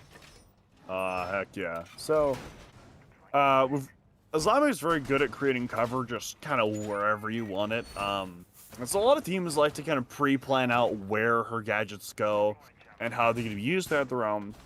But I actually think she's underrated as a roamer, as you can create mobile cover for taking engagements whenever you want it. Plus, you have 2 impact grenades, as well as the Deagle, which means you can create rotates for yourself. And the Deagle is also solid for creating lines of sight in walls. It can't create a rotation in walls, but it has enough of a caliber to its bullets that you can create really good holes in walls to see where your opponents are coming from or take gunfights with. So, a really great operator. I like this pick for the top floor hold. I have to say that one thing that we aren't seeing come out of the side of Superlight is really, other than the ace, we're really not seeing any other destruction potential here. Yes, of course you can make, you know, holes in opening and stuff with the nades, but you don't want to use the nades for that. You want to use nades for bodies. But we don't see a sledge on the board, and we don't see any soft destruction. So this is where you kind of like wonder, are they going to start being aggressive? And aggressive is what Cohen's going to do, as he's going to get the first kill on the board and take out Heidi. And I'm sitting here wondering, are we going to see things kind of even up here? Things do even up as Snipey Poo is yet again picked off early on the entry here without really being able to use any of his utility. So it's something that they're going to want to get chucked out on the side of Superlight. We're going to have Capsule repelling into Break Window here. He's going to look to cause some havoc for these roamers and see if he can potentially catch someone off guard or just get a flank or a crossfire going with one of his teammates, or potentially just feed someone into Rival who is holding a pretty good position to catch people rotating from yellow stairs into split. The great thing that we're seeing out of Outlast is their ability to just play patient. Like, essentially, we're watching Superlight run into their bullets, and we just saw a beautiful play with that Kiba barrier. Unfortunately, that impact grenade's going to take that out, so that's going to kind of be a little bit counterproductive there. But Spud wants to cover all bases as possible, but Rival's going to take down Nightmare, so that's going to give that additional man off the board advantage to Superlight. Things are going to start moving back and forth here, because now we're down to a 2v4 situation, something that can be rectified fairly easy if your team is properly communicating and doing things the way they need to. Smoke grenades are going to, or smoke canisters are going to start going out, so we're going to slowly start seeing that push denied. We do also still have Superlight upstairs. None of them have dropped. We're down to 35 seconds left in this round. They have to move. They absolutely do have to move here. We're going to see the attack, although they're in the advantage, take their time here. They want to make sure they do things right. They don't just want to throw themselves into dumb gunfights and get picked off. The yellow wall is going to be breached, but Angel's lying in wait before he gets picked off, leaving Tomato on almost no HP, sitting behind Throne as he's picked off by Rival. And the second round is taken by Superlight. So it looks like we may be in for a treat with some back and forths as far as round count goes. These are the matches that define a team, which ones can actually keep that momentum going and go the distance. So we are down to Armory and Throne Room. This is where we're going to see once again Spudsack bringing out that Azami. I loved watching Spudsack play that last round with the Azami. Unfortunately, just be a little bit more, you know, careful where you're throwing those Kiba barriers, because you don't want to negate, you know, putting up utility and it immediately being taken down by your own impact grenade. Definitely agree there. A little bit of awkward usage of it, but it does take a little bit of time to learn each new piece of utility that's added to the game. And Azami isn't really that old in terms of, well, really just or competitive play, so might still be getting the hang of her, as some comp players just don't touch new things until the league on comp. We're gonna see the same sight as we did last time, with I think maybe a few modifications, but no significant ones, as I think Outlast has faith in this hold. They just kind of want to see if they can like tweak things to be just that little bit better to take them over the edge and win this round. And one thing I will say, I've got to give Superlight the props on this. Superlight does have the ability to kind of like mid-round counter strat. They do it more on defense than they do on attack, because attack is, like you said earlier, kind of that act, not react. And we're seeing essentially them attempting to act, but they're just not doing what they need to do. They're not gathering the proper intel that they, you know, in order to move things forward. Honestly, at some points in times, it looks like some of them are droning themselves in, but that Azami was going to try to get a very nasty little run out, but unfortunately, Snipey Poo was there and just knew what to do when that Azami came through that window. Really excellent team play there, though a little bit of baiting, which some people don't like. Hidoi is going to get a refrag onto Capsule on the Amaru, but Snipey Poo is going to pick off Nightmare, and bring things back into his team's favor. Tomato is at the top of Dragon Stairs right now as the smoke, wanting to play aggressive here, wanting to bring things back into his team's favor. Rival's going to pick off Hidoi, leaving just Angel and Tomato. Or mark my words, or don't, as Angel's going to be picked off, and it's just Tomato is going to get picked off by Snipey Poo, who gets his first 3 kills of the game in spectacular fashion. Woo, that was a little intense to watch that end of the round, but round 4 we go, and Superlight has taken their second round of the night. This is where we're going to bunk and daycare all the way upstairs. This is where things actually, I don't know about you, Allie, but this is where I like to see a lot of regression come out. And that's because you have multiple ways to get in. However, the most direct approach is going to be those outside stairs. If you can strategically place yourself and get proper intel, a rush is totally possible here. Oh, 100. I also tend to like when you're doing a rush, have like one player sneak, like kind of to have like a staggered push from another side of the map. So as everyone's focused on, let's say, Cafe, you know, just send like Rival on the Yana in through initiation, and then just have him wreak havoc and shoot them in the backside, right? Like there are tons of things you can do with a rush if you know what you're doing, and especially a lot of teams will have like a few rushes that they kind of plan out beforehand that they like to do for certain sites. So if Superlight have one of those in their back pockets that they really like, then you know there's a lot of potential.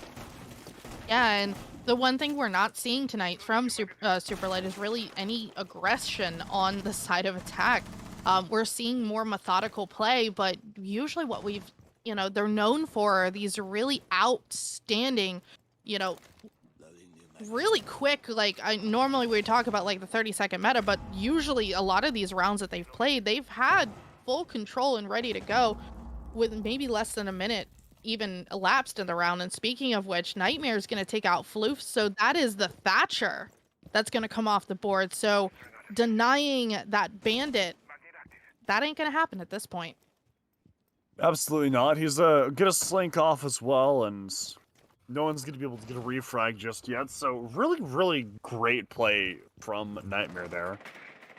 Looks like there's quite a bit of play downstairs as Tomato's going to make an aggressive swing. It's going to pay off as Cohen is going to be felled as well. So we've got a little under 2 minutes to go now, and Superlight are starting to feel the pressure.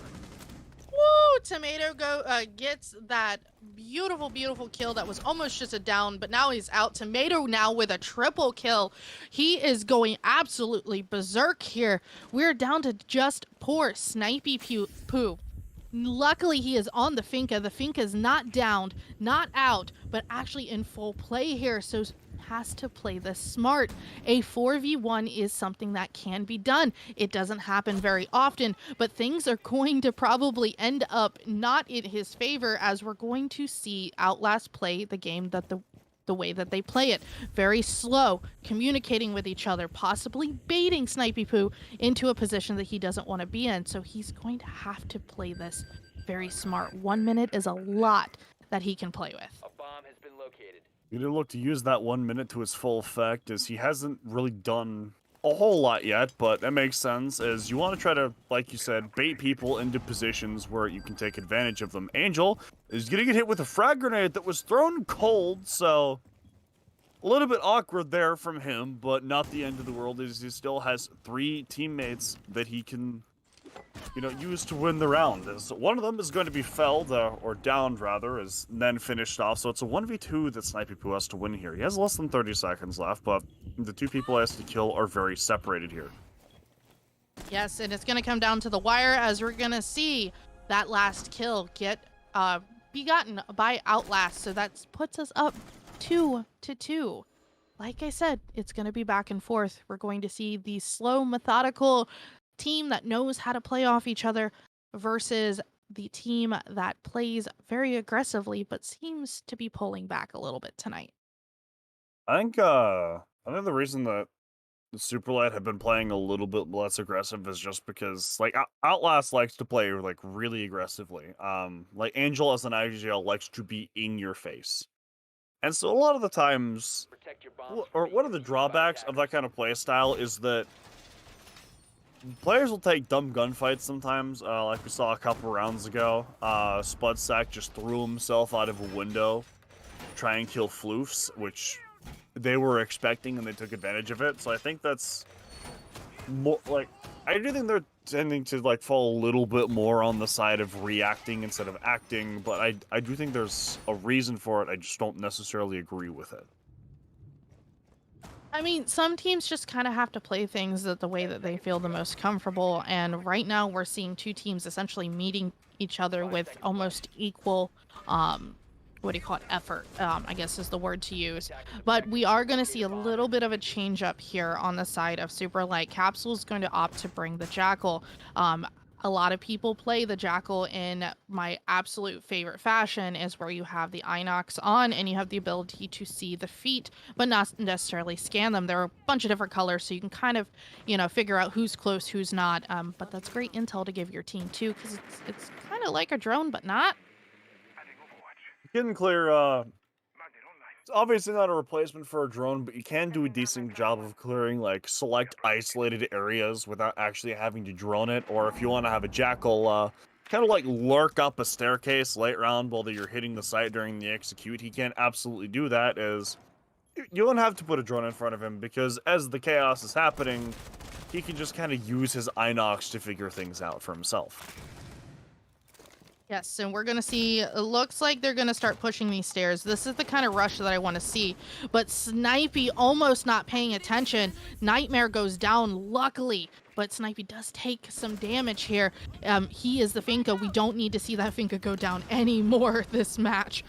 Because as we know, he is a critical player. He has the ability to make those last-minute clutches. Especially a 4v1, we almost saw it overturn into the side of Superlight there. Absolutely, he's gonna get another pick onto Hidoy, as he's gonna want to think about his next move, make careful, calculated decisions so as not to lose that valuable utility. He is going to get downed and then finished off by Tomato on the smoke, and then Spudsack is going to get Capsule as well, although Cohen is going to get pick onto Spudsack, and Angel's been downed and now killed, so it's just Tomato left in a 1v3 here. He does have control of initiation, but he doesn't have control over office, so only able to look at half the site. He has been full flashed and then pushed by Cohen, so really nice coordination there from Superlight to finish off that round. That poor Tomato got smashed. That poor Tomato. He's just sauce now, my dude. I mean, at this point, at least they only have one round to catch up. They do. However, maybe controversial opinion, but I would not want the attack to win the opening side on Theme Park. No. If Superlight take this round and go up 4-2, it's not like that much of a deficit, but they're on the advantageous side for this map now. And they're also going on to the side where your opponents have to come to you, so Superlight can play really aggressively, but in a fashion where they can do it more so to hold Outlast back rather than try to break into the building. And if they can do that really well, then Outlasts are going to have an issue. I really think Capsule over here is having a little bit of an identity crisis, because almost every round we've seen Capsule kind of like pick and choose between which operators they want to run, because I don't know, something's just not working. They have no kills on the board. So I guess of all people, Capsule be the best one to flip-flop operators, but I see probably one of my favorite operators. We are seeing the Alibi being brought. Alibi has been so buffed recently, not only being able to have the shield, but I'm telling you, just the guns on that woman. Woo! The MX4 Storm is probably the only thing on defense that I would say gives me comparable fear to something like the LMGE, whatever the heck Finka's LMG is called. So that thing just, whether it's in body shots or headshots, just kind of rips through you, and it has a decent bit of recoil, but nothing that isn't nothing that's uncontrollable. As I'm speaking, Rival is going to pick off Spudsack, so He's having a little bit of a rough game, even though he is the person that Outlast is going to look to as being the kind of bastion of knowledge and experience, but he needs to pick it up a wee bit. I mean, the lucky part is, you know, we've talked about this in the previous match, that once the Jaeger puts down his ADS, his job's kind of done. So luckily, the utility's already there. It's good to go. It's not always good to lose a body, but at least it's an operator that's not critical. Like if you were to lose that smoke, very very early, that's where things can get really dicey. But the OSAs already start to come out and do their job as Rival takes out the smoke as I'm talking, and that is probably the most critical operator on defense that is now gone. Absolutely. So we're gonna get into a 2v4 here. As Hitoy does get something back and picks off Cohen, but it's just kind of a consolation prize at this point. Is Snipey Poo picks off Hidoy, although the kill's gonna be credited to the Rival. Nightmare's gonna pick off Snipey Poo from the top of the yellow stairs, but initiation is completely under the control of Superlight by this point, who are getting the diffuser down. So, real uphill battle for Nightmare. Yeah, that's this is a very unfortunate thing. 40 seconds, you can do a lot with it, but as one player and having to fight a diffuser at the same time, you can kind of consider that diffuser as an additional body at this point. But Rival's going to take down that last Outlast player. Nightmare, unfortunately, had a Nightmare situation that he was up against and was not able to recover. Absolutely. So while we're getting this next round underway, Observer, would you mind pulling up the scoreboard for me? Or not, it's cool. Alright. So we are flip-flopping rounds officially. We're going to be moving on to the side of defense for Superlight now. So we're going to see how they're going to be using their off-the-wall thinking and bait abilities on Theme Park, which will be really great because we saw some really interesting action from them on Clubhouse. But there you go, Allie. There is your scoreboard. So, do me a favor, fans. Look at the side of Outlast. Tell me how many players are positive kills. 1. Now look at Superlight and answer the same and do the same thing for me. It's At 2. least 3. So there's 2 players that are going positive and 1 that's going even. And the reason I want to point that out is that on the side of Outlast, the kills have been, like, for the most part, consolidated very heavily in Tomato's direction with, like, some sprinklings everywhere else. But if Snipey Poo is dead, then Rival can pick that up. And then Cohen hasn't been half bad himself, even though he's been playing more hard support roles. So, kind of like what I was talking about a little bit on the first map. Like, it's not like kills mean everything. But if you have 2 people on one team that are kind of able to trade back and forth, like who's going to get the multi-kill this round, and then the other team has 1 guy that's doing well, like I think most of us would put our odds on the team that's able to have multiple players kind of like fragging out simultaneously rather than the one that doesn't.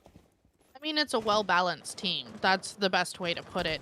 Is you not only see, you know, them to be able to push and be able to do things that they needed to do, but they were able to actually get a plant down. And as I say that, Cohen is going to get the first kill on the board onto Tomato. And that, like you said, Allie, that is probably the frag-heavy player on the side of Outlast tonight. So, unfortunately, Tomato's not going to be able to outlast his team, as he's going to sit on the backlines for the rest of this map.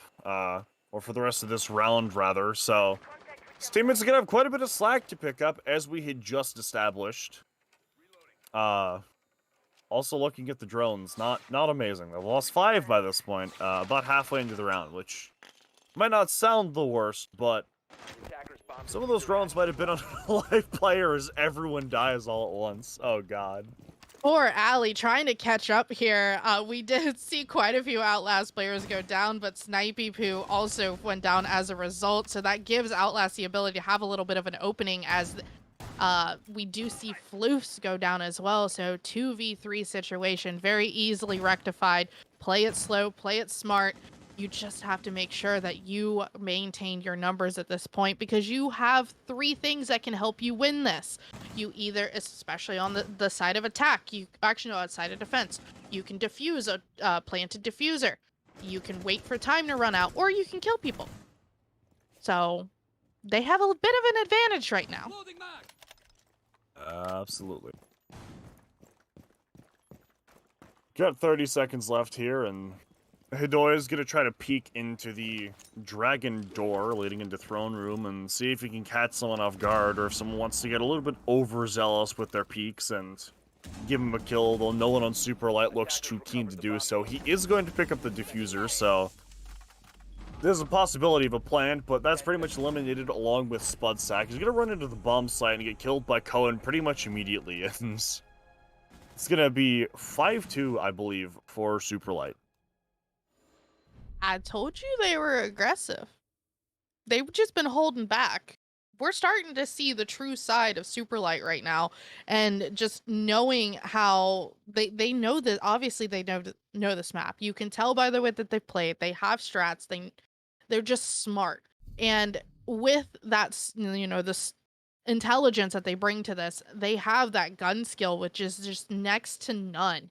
The ability for them to just swing these corners and to just immediately take down the players of Outlast, it's not looking good, because Outlast now officially has 3 rounds that they have to make up, and if this moves into match point, that's where things are going to start affecting the mentals probably the worst. Absolutely. We're going to see a Jackal come out from Hidoy here if he ends up sticking it, which I think could help a little bit.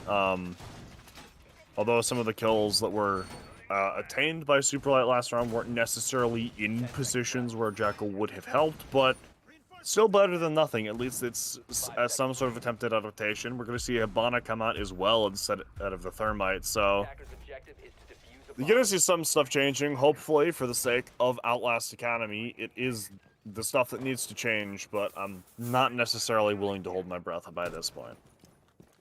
I mean, it's just one of those things where we're just gonna have to see how things are played out. But we almost saw an early pick from Outlast onto Superlight there. Unfortunately, the player was not, in front of the window at the right time. So unfortunately, nobody got even a single sliver of HP taken off of them. But we're going to see quite a bit of droning here from Outlast. They want to make sure that they're not going to get caught off guard this time. That's the most important thing, is having the intel and knowing what to do with it. The only unfortunate side of things is that Floofs has brought a frost, so that's going to prevent Outlast from being able to do any type of strategic rushes here, because they have no clue where these frost mats are going to be, and one wrong turn around a corner and that could be the death of a player. I think I'd also say that the frost is scary because in late round situations where you're just kind of have to go off of instinct than anything else just to conserve time, you're not going to be thinking about frost mats. With that being said, though, there is a pretty explosive trade that comes out here. Is Fluis is going to be picked off, and then Tomato is going to be picked off via Nitro Cell, so even exchange here for the 2 sides. Capsule looks to get a little bit more aggressive, but he opts to back off of it and just preserve his life, which is probably the right call. I kind of feel like Tomato just got launched into space, because we just watched his body fly across the screen. Yeah. that was a little whoa, that just happened. I was not made aware that we were playing Kerbal Space Program today, but I'm here for it. I mean, you love to see it at this point, but we are in a 4v4 situation. We have less than a minute left in the round. Intel is sparse at this point, so Outlast is going to have to figure out what they want to do. They do have a couple cams left on the board, which is great. However, it's not going to fix the problem if they don't know where these players are playing. Nightmare getting great intel onto one of the players on the side of Superlight, knowing where they are, but Snipey Poo just knows where this player is. He's going to start getting these vertical pushes, but this Sledge, unfortunately, just needs to make a decision on what he's going to do, or else he's going to be the next victim. Capsule's gonna get pick on the Nightmare as Snipey Poo continuously looks to the ceiling for his answers. Angel's gonna get a pick on the Capsule, though. a bit of repentance for what was happening previously. Sputzek's going to be down. Several people are going to take down Rival. So effectively a 2v2 here, unless Sputzek is revived. Gotta can't speak, man. I just dropped my pen. I straight up dropped my pen because I thought Outlast was about to take this round, but that was literally what, a smoke canister, a headshot, and then another person swung all at the same time. And as a caster, brain don't work good when 3 things like that happen back to back. So we're on match point. Well, my head, my voice, they're all gone. Don't worry, I got you. For a first cast back together in a while, this has been something, huh? I know, like this is. I have to. I know we're in the middle of a match, but I have to make a little point here. Ali here was actually the one who convinced me to start casting. So for us to be here on the desk together, it's a nice little treat, especially with a match like tonight. Things have evolved since then. I can do actual play-by-play now. Yeah. It's pretty great. We're gonna get back on topic here. We're gonna be defending initiation and office here for Superlight. This is the hill of which they would like to use to take the 7-2 victory over Outlast Academy. And what a statement that would be. Is I think Outlast Acad is the only like team in this division right now that could really challenge Superlight in terms of like being able to come anywhere near beating them. And as I say that, Floofs dies. Oh, no, not Floofy boy. But basically, the point is that like they'd be taking like the one team that could probably actively threatening them and say, "No, sit down. This is my league. You're just playing in it." Yeah, and I have to say, it is unfortunate that our first kill is going to come out before I'm able to make my point. Spudsek's going to take down Capsule. So that is 2 players officially off the board for Superlight. This already is starting to kind of pan out in the favor of Outlast Academy. But as I say that, we have a back and forth right off the get-go. And I don't know. I got to stop making like predictions here because it always goes the other way. Caster's Curse is a very real and very dangerous thing here. Rival's gonna have to kill 4 whole people in order to make anything out of this round, although Bifinka is fairly low on HP, but she does have the opportunity to heal herself to roughly 50 HP, which is not nothing in a gunfight, and given the fact that she has one of the most powerful guns in the game, could potentially be the difference maker. Rival is going to kill Spudsec here, but the diffuser has been planted, and they know about where he is. Tomato is down, but I do believe he's going to be able to revive himself with that Finka gadget. Unfortunately, actually no, let me take that back. Fortunately for Outlast, that wasn't even needed. So last player goes down for Superlight. Now we're moving into an additional match point round, which once again, a very stressful situation for Outlast Academy because one wrong move and it is game over. I gotta say it, I really liked seeing that Tachanka on the board last round, but it really sucked not seeing it being played. Yeah.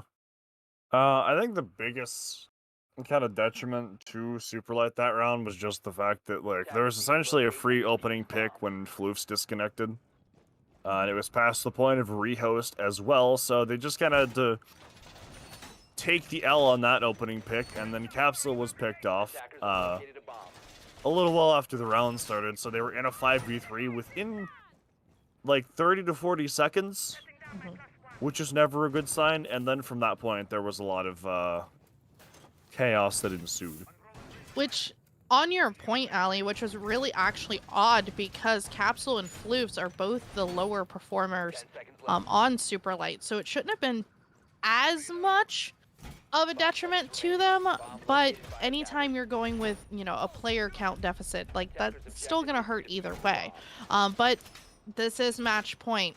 I think we may see a little bit of additional aggression come out from the side of Superlight. I'm pretty sure they're wanting this to be over. They don't want to go to overtime, but I know Outlast is going to want to try to push for that. So it's going to come down to, are we just going to see, you know, one team essentially go, hey, you know what?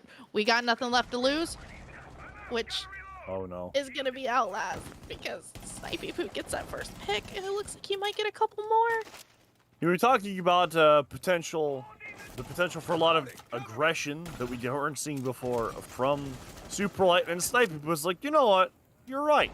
Let me just kill the secondary hard breach and also down the diffuser in the same kill. You're gonna see a nade come out onto this shield here, which may or may not get it. I'm not 100% sure, but still some utility that Snipey Poo does have to dodge, although he's still in the same position, so I'm willing to wager that the grenade really didn't do much. Oh, I mean, honestly, like, if you look at the health stats, it did not do a single ounce Ooh. of damage. But he does get too aggressive, and Spudsec just had his number. He knew it was coming.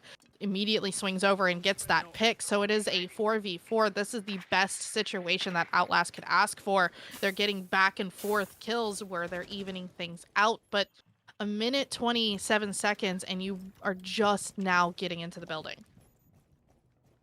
Really is not great, especially when you spell it out like that, which is to say spell it out exactly as it's happening. The bottom side is downstairs as well, so not only did they just get inside of the building, but they have to clear the top floor and then start working the first floor, which is a bit of a tall task, or is going to become even taller of a task as the timer starts to run out as we're approaching a sub-minute. Yeah, I honestly think we're about to have a moment of brain unable to compute, because when you have 4v4, like, a lot of things are going to happen really close to the end of the round. So we are going to see Tomatoes going to slowly start pushing in. He wants to make sure he clears out all these roamers, because these topside roamers are going to stop any type of plant, because those vertical angles are critical. It can get very gross. Smoke canisters are going to start coming out, though, and stops Nightmare from pushing forward. You don't want to get into those toxic babes. That's where bodies die very easily. But he's going to risk it, and he's going to try to get this player off of Throne Room because he wants to secure the site for his team. Tomato's going to take down Rival, so that's a critical player out.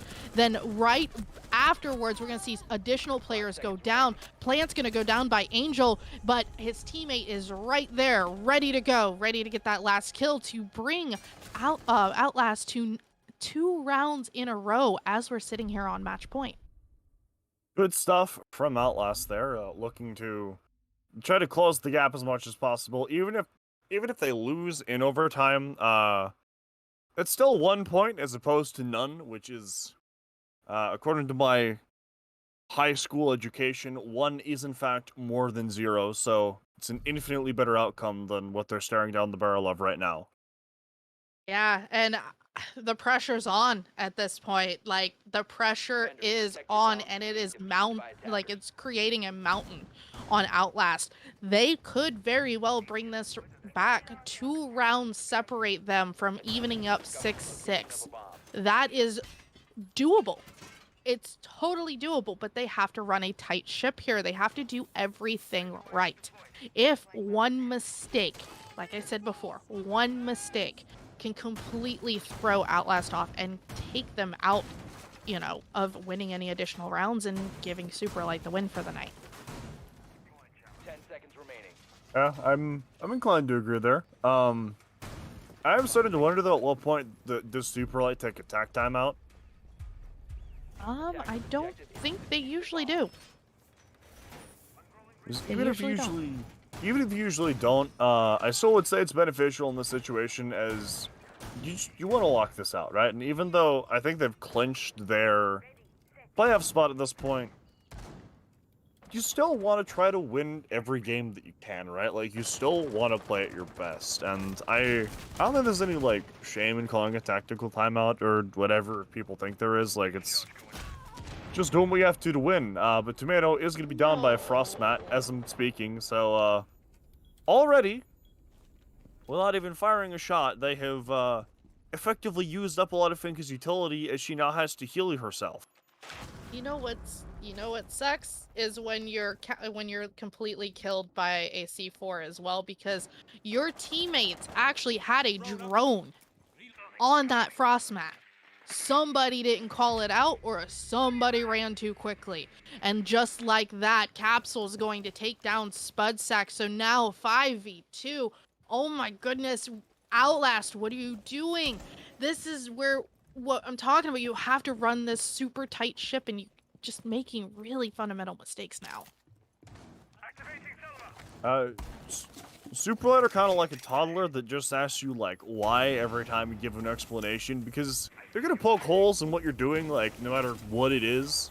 And if you're not prepared for that, and you don't know how to adapt to it, then there's not much good that's gonna happen for you. As we see with both Tomato and Spudsack being dead, who've been the main kind of glimmers of hope for Outlast throughout this entire match, especially Tomato getting the impact kills when they're really needed. But that's just kind of gone now, on match point no less.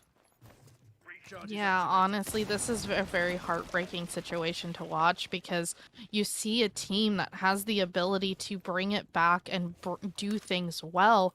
You know, Outlast is an incredible, not just organization, but they do give great support to these players that allow them to be as good as they are. But just to have a team like Superlight, who is essentially a pug stack, come in and absolutely decimate the competition, it's very hard to kind of come back from, because like I said, Superlight are essentially the villains of the season. We are 27 seconds left in. These things are going to start going back and forth. We see pretty much an even trade. The smoke canisters are out. Things have to come down to Outlast rushing. They have to rush on site. They have to get this plant down. But if they're not playing it smart, oh, I knew that was coming. The knife came out from the player from Superlight, and then just like that, at the same time, we have Angel that goes down simultaneously, and it's 7-4. That was, I don't know if that was an insane match, but that kind of hurt to watch. That match was absolutely something. There's a decent bit of back and forth there, a lot of really kind of strange aggression, a lot of kind of poorly done aggression in some areas as well, but Superlight does keep their undefeated status, and I believe that puts Outlast as being 2-2 for games. Yeah, and fun fact, that was actually the match that Superlight has won or actually lost the most rounds. They have not seen a single matchup so far this season where they have lost that many rounds. Kind of crazy to think about, like, obviously, like, they're really good, but, like, Outlast is no slouch, right? And, like, typically you'd be expecting a little bit more, resistance from some of those teams, right? Because in my opinion, there's no bad teams in this league. Like we can sit and laugh at Paradox White and Paradox Black, but like they're not going up against slouches. They're going up against solid teams. It's just teams that might have been around for a little bit longer, or maybe have more experienced support staff, or the Paradox rosters might not have support staff at all, right? And so the basic kind of, like, if I'm gonna rein this rambling in a bit, is just, you're seeing Superlight kind of do this is impressive, at least in my opinion. No, I mean, you're absolutely right. Like, to see a full pug stack actually go the distance and go even further than most teams that do have those support staffs, that's something to be said. That, I mean, we don't know what these players do in their spare time. We don't know how much they practice, and we honestly don't know if they do indeed practice like, these more organized, established teams do. But with that being said, I do believe we're going to be trying to pull in a player from Superlight to have a quick little chat. With that being said, just give us a few minutes. We'll be right back, and we'll have an interview for you guys.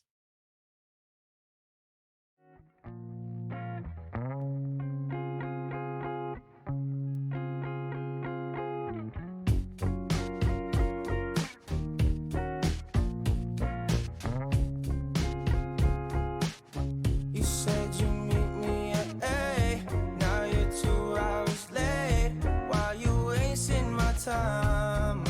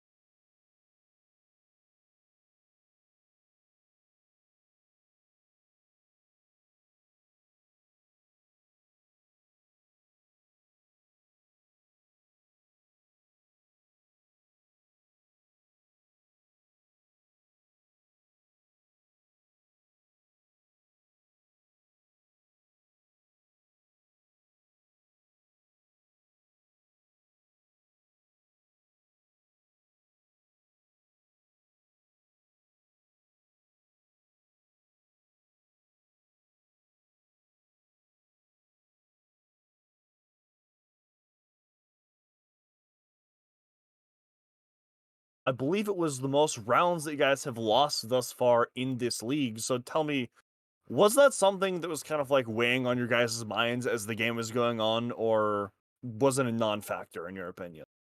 Nah, light work. We had some rounds to throw away with, you know. It happens, you know, sometimes you lose rounds due to timing, things like that, you know. We weren't worried. And we got the closeout at 7-4, so I think we're good. Awesome. I have to like kind of speak on your stats. You guys do have some really insane like just stats in general as far as a team, especially in the T4 T3 scene. What do you guys do? Like kind of what's an average day for Superlight as far as like practicing and preparing for matches like tonight? We scrim, you know, we try to scrim at least 5 days a week. We try to get the highest quality scrims we can. You know, MXPL scrims are usually really good for the most part for practice. I think MXPL scrims have been getting higher in quality over the course of the years, especially like the top. Like I think it's Raven, Alpha, Cruelty, and Six Karma are all very, very good teams and provide very good practice. You know, yeah, I'd say MXPL scrims are probably the best that we can get right now, and what we've been working with for the most part in terms of how we get our practice. Well, something seems to have been working. So one thing that I have kind of got, like a point I've gone back to several times tonight, while we've been casting these games, is an emphasis on acting as opposed to reacting. And it looked from the outside like you guys were doing a lot of that. But is there like a general mindset that you like to instill in your players, or that the players kind of already had, that would kind of feed into that, or lead into that super kind of aggressive, like I'm gonna make you do what I want kind of thing you were doing? Yeah, so I always tell my boys, my team, Siege is an adaptive game. You know, every game's gonna be different. No game's gonna be the same. You have to play your game. If the other team is playing your game, you're gonna win the game more often than not, and that's what we've been doing the past couple of weeks. We've been forcing other teams to play our game for the most part.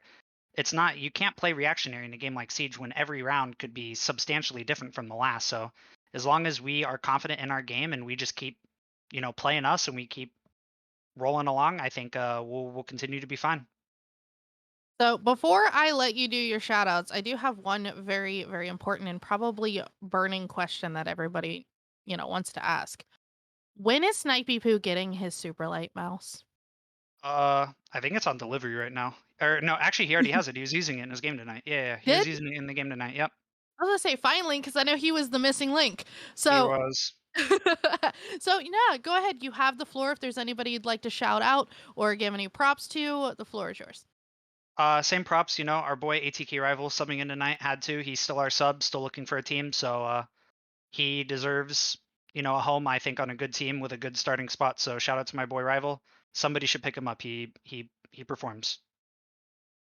Awesome. So, with that being said, thank you so much for taking a little bit of time to kind of like give us a little insight on what the life of Superlight is like. With that being said, our next stream will be on Thursday, starting off at 7:30 p.m. Eastern Standard Time. We're going to see Zelos versus Team Valence, and then later at the 9 o'clock hour, it'll be Project Madness, which is our reigning champs versus Homeland Academy. I know everybody's excited to see those matchups. I know I have to thank Allie. Thank you so much for joining me tonight. It's been a nice little reunion. Certainly has. Certainly has. Great times. Alrighty, well, we here at Xenon will catch you guys on Thursday. You guys have a good night.